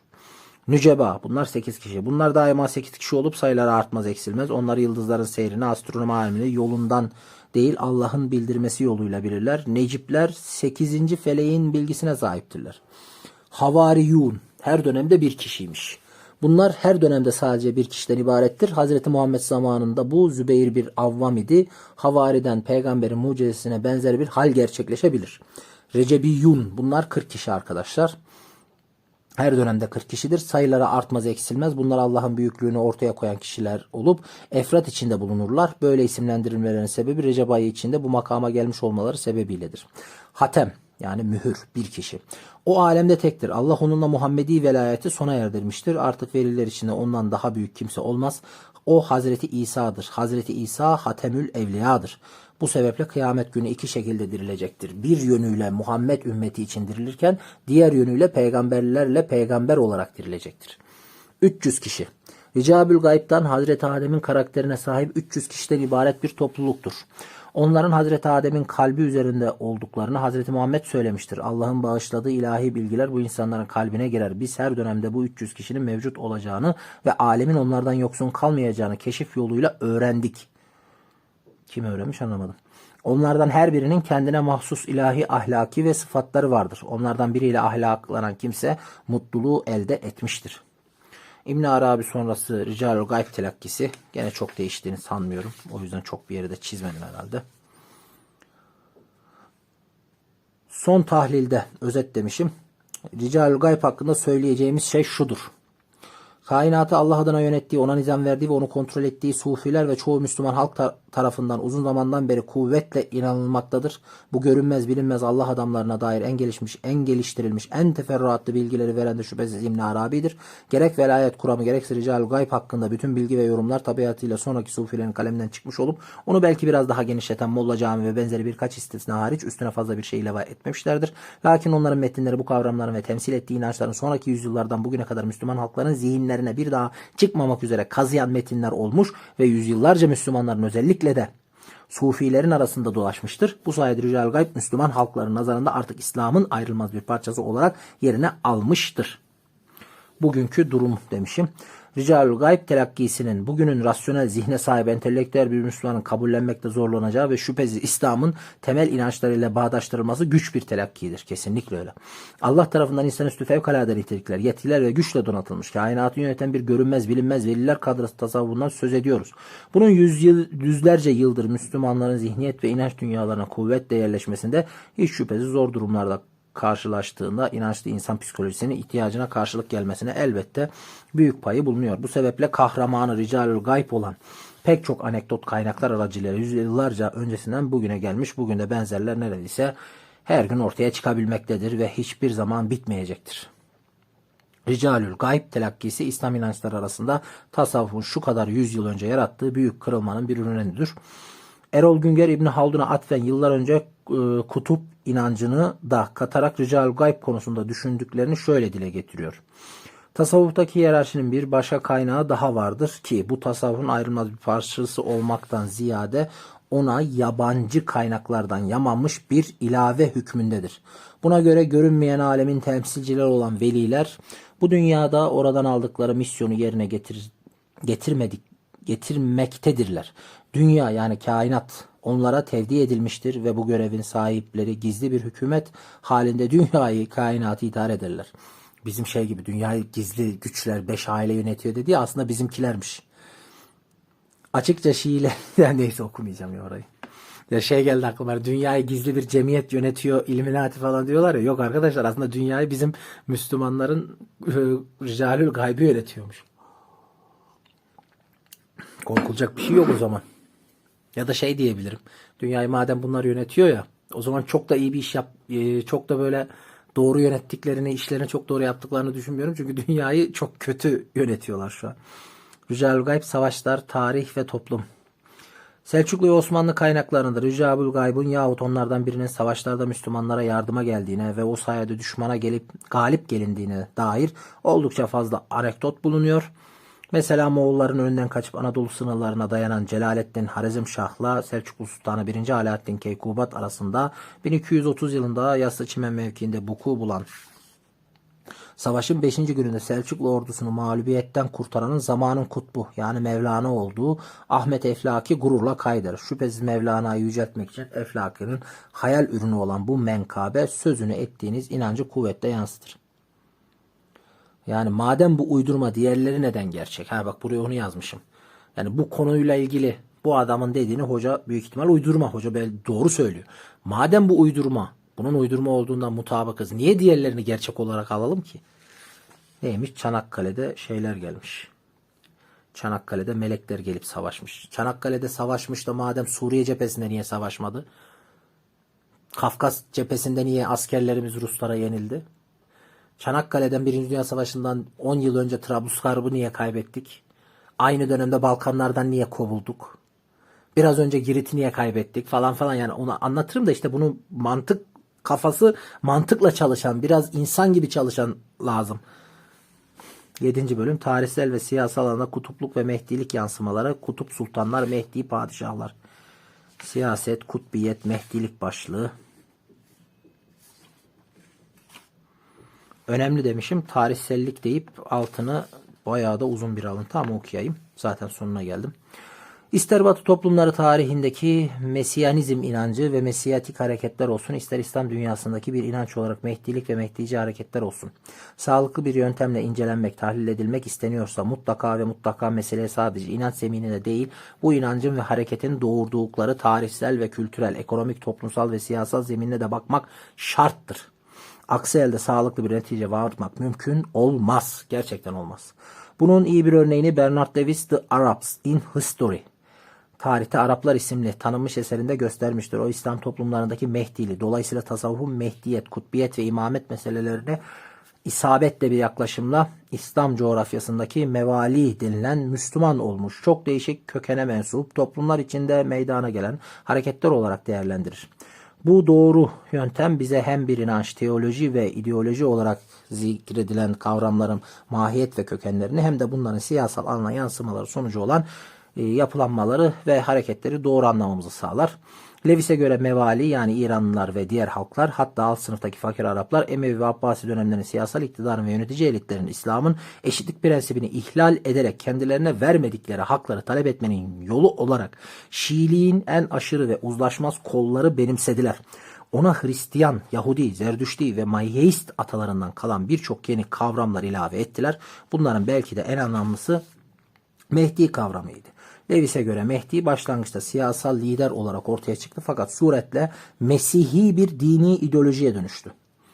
Her şeyin başlangıcı diye not düşmüşüm. Burada Fazlur Rahman'ın yukarıdaki alıntıda altını çizdiği İslam siyasi hayatının akışını kontrol etme teşebbüsünde başarısızlığa uğrayan Şiilik 7. yüzyılın son yarısında beklenen Mehdi nazariyesini geliştirdi. Tespitiyle Lewis'in tespiti mükemmel bir şekilde örtüşmektedir. Bu bize Mehdiliğin dini görüntü altında haddi zatında siyasal bir ideoloji olduğunu açıkça gösterir. Mehdilik ideolojisine dayanan Muhtar Es-Sakafi isyanı İslam tarihinde benzeri isyanlar konusunda büyük çığ başlatan ilk kartopu olmuştur. Başka bir ifadeyle 684-687 yılları arasında vuku bulan Muhtar Es-Sakafi isyanı ve esnasında yayılan propaganda İslam dünyasının sonraki asırlar boyunca Şii-Sünni toplumlar arasında şüphesiz tasavvufun da büyük katkısıyla günümüze dek süren o müthiş bir inancın temelini attı. Adeta İslam inancı ayrılmaz bir parçası haline dönüştürdü. Mehdiliği, Mesihliği. Kutbiyet, Mehdiyet ve dini siyasal karizma. Karizmayı burada anlatıyor. Weber'in tabirinde var. Onu hiç girmeyeceğim. Kutup, Mehdiler, toplumsal halk hareketleri var. İki tür isyan ve fark. Bu hususta iki dakika şu olmaktadır. Her iki tip harekette de kitlesel tabanı siyasal, toplumsal ve daha ziyade ekonomik talepleri olan toplumsal teşkil etmekle beraber birincilerin siyasal iktidardan yalnızca siyasal, ekonomik ve toplumsal haklarını talep etmelerine karşılık ikinciler bu taleplerini sade maddi zeminde değil manevi zemine de atıfla yapmaktadırlar. İşte bu İkinci tür hareketlere Mesiyatik Mehdici özelliği kazandıran da budur. İslam orta ve yeni çağlarında siyasal iktidarlara karşı böyle bir talep ancak kutup Mehdilerce yönetilmiştir. Kutup sultanlar, Mehdi padişahlar falanlar filanlar. Sonuç demişim. Şurayı önemli demişim arkadaşlar. Son tahlilde tasavvuf İslam'ı ve Müslümanları pasifize ederek eski yaratıcı dinamizmini kaybettirmiş. Onlara akıl ve yaşadıkları hayatı kavramak demek olan bilimden koparmıştır. Onları kutupların, kutbul aktapların, keşif ve kerametlerinin, rüyalarının, ricaül gaybın, Mehdi beklentilerinin yarattığı ütopik bir dünyaya mahkum etmiştir. Çalışma, tasavvufun İslam'a kazandırdığı ileri sürülen ruh zenginliğine, iyi ahlaka, takvaya teşvik ve benzeri hasletlere mukabil bir de bu boyutuyla değerlendirilmesini öne sürmektedir. Ve bence önemli yer burasıdır. Moğol istilası zamanı Mevlana tek kelime yazmaz. Alevat demişti galiba. Hemen sonrasında Osmanlı kurulurken tasavvuf, keramet ehlinin değil de heterodoks İslam'ın dinamizmi kullanılmıştır. Doğru. Ay. Son alıntım arkadaşlar. Uzun zamanlardan bugüne İslam dünyasının yaşadığı, yenmeye çalıştığı sefalet ve perişanlığın sorumluluğunu sadece Batı'nın sömürgeciyle izah etmek artık yeterince ikna edici görünmüyor. Asıl sebep ona bu sömürüyü ortamını hazırlayan İslam dünyasının kendi iç zihniyet, toplumsal ve ekonomik problemleridir. Tasavvuf böyle bir ortamda yarattığı sanal ütopik atmosferle Müslümanları emperyalizmin sömürüsüne boyun eğip iç dünyalarına kapanacak bir zebunluğun yolunu açmıştır. Çekilen bu sefaletin izalesi konusunda tasavvufun önerisi yine içe dönmek olmuştur. Yüzyıllardan bu yana onca evliyanın, onca keşif ve kerametlilerin, ilhamlıların, rüyalıların bu sefaleti bertaraf etmeye yaramadığı açıkça ortadadır. İslam dünyası içinde bocaladığı meskenetten ve geri kalmışlıktan kurtulma yolunun akıl ve gerçek bilimden geçtiğini, ancak böylece yeni bir dinamizmin kazanabileceğini göstermek ve Müslümanların buna ikna etmek gerekmektedir. Kısacası şu sözü söylemek herhalde yanlış olmayacaktır. Uzun zaman var ki Batı'nın akılcılığı, yani bilimi, teknolojisi, endüstrisi tasavvufun irfanına galip gelmektedir. Bir zamanlar doğudan gelen ışık uzun zamandır parlaklığını yitirmiş görünüyor. O ışığın yeniden parlaması şüphe yok ki dünyayı da tekrar aydınlatacaktır. Haydi bakalım. Hocamız bayağı çok temiz çalışmış gene. Ahmet hocam, ellerine sağlık. Yani her kavramı açıklamış, kaynaklarını, dipnotlarını vermiş, böyle tarihsel kökenine gitmiş. Yani elinden geldiğince birinci kaynak ne varsa ulaşmış, literatürü taramış ve bize derli toplu bir bu tasavvuf, velayet ve kainatın görünmez yöneticileri nedir? Bu kutup, gaz, mehdiyet nedir diye çok güzel açıklamış. Bayağı uzun bir oldu. Tek nefeste son 3 saattir konuşuyorum. Buraya kadar geldiyseniz videoyu beğenmenizi, yorum yapmanızı, beğenebileceğini düşündüğünüz arkadaşlarınıza paylaşmanızı rica ediyorum, istirham ediyorum. Herkese kolay gelsin.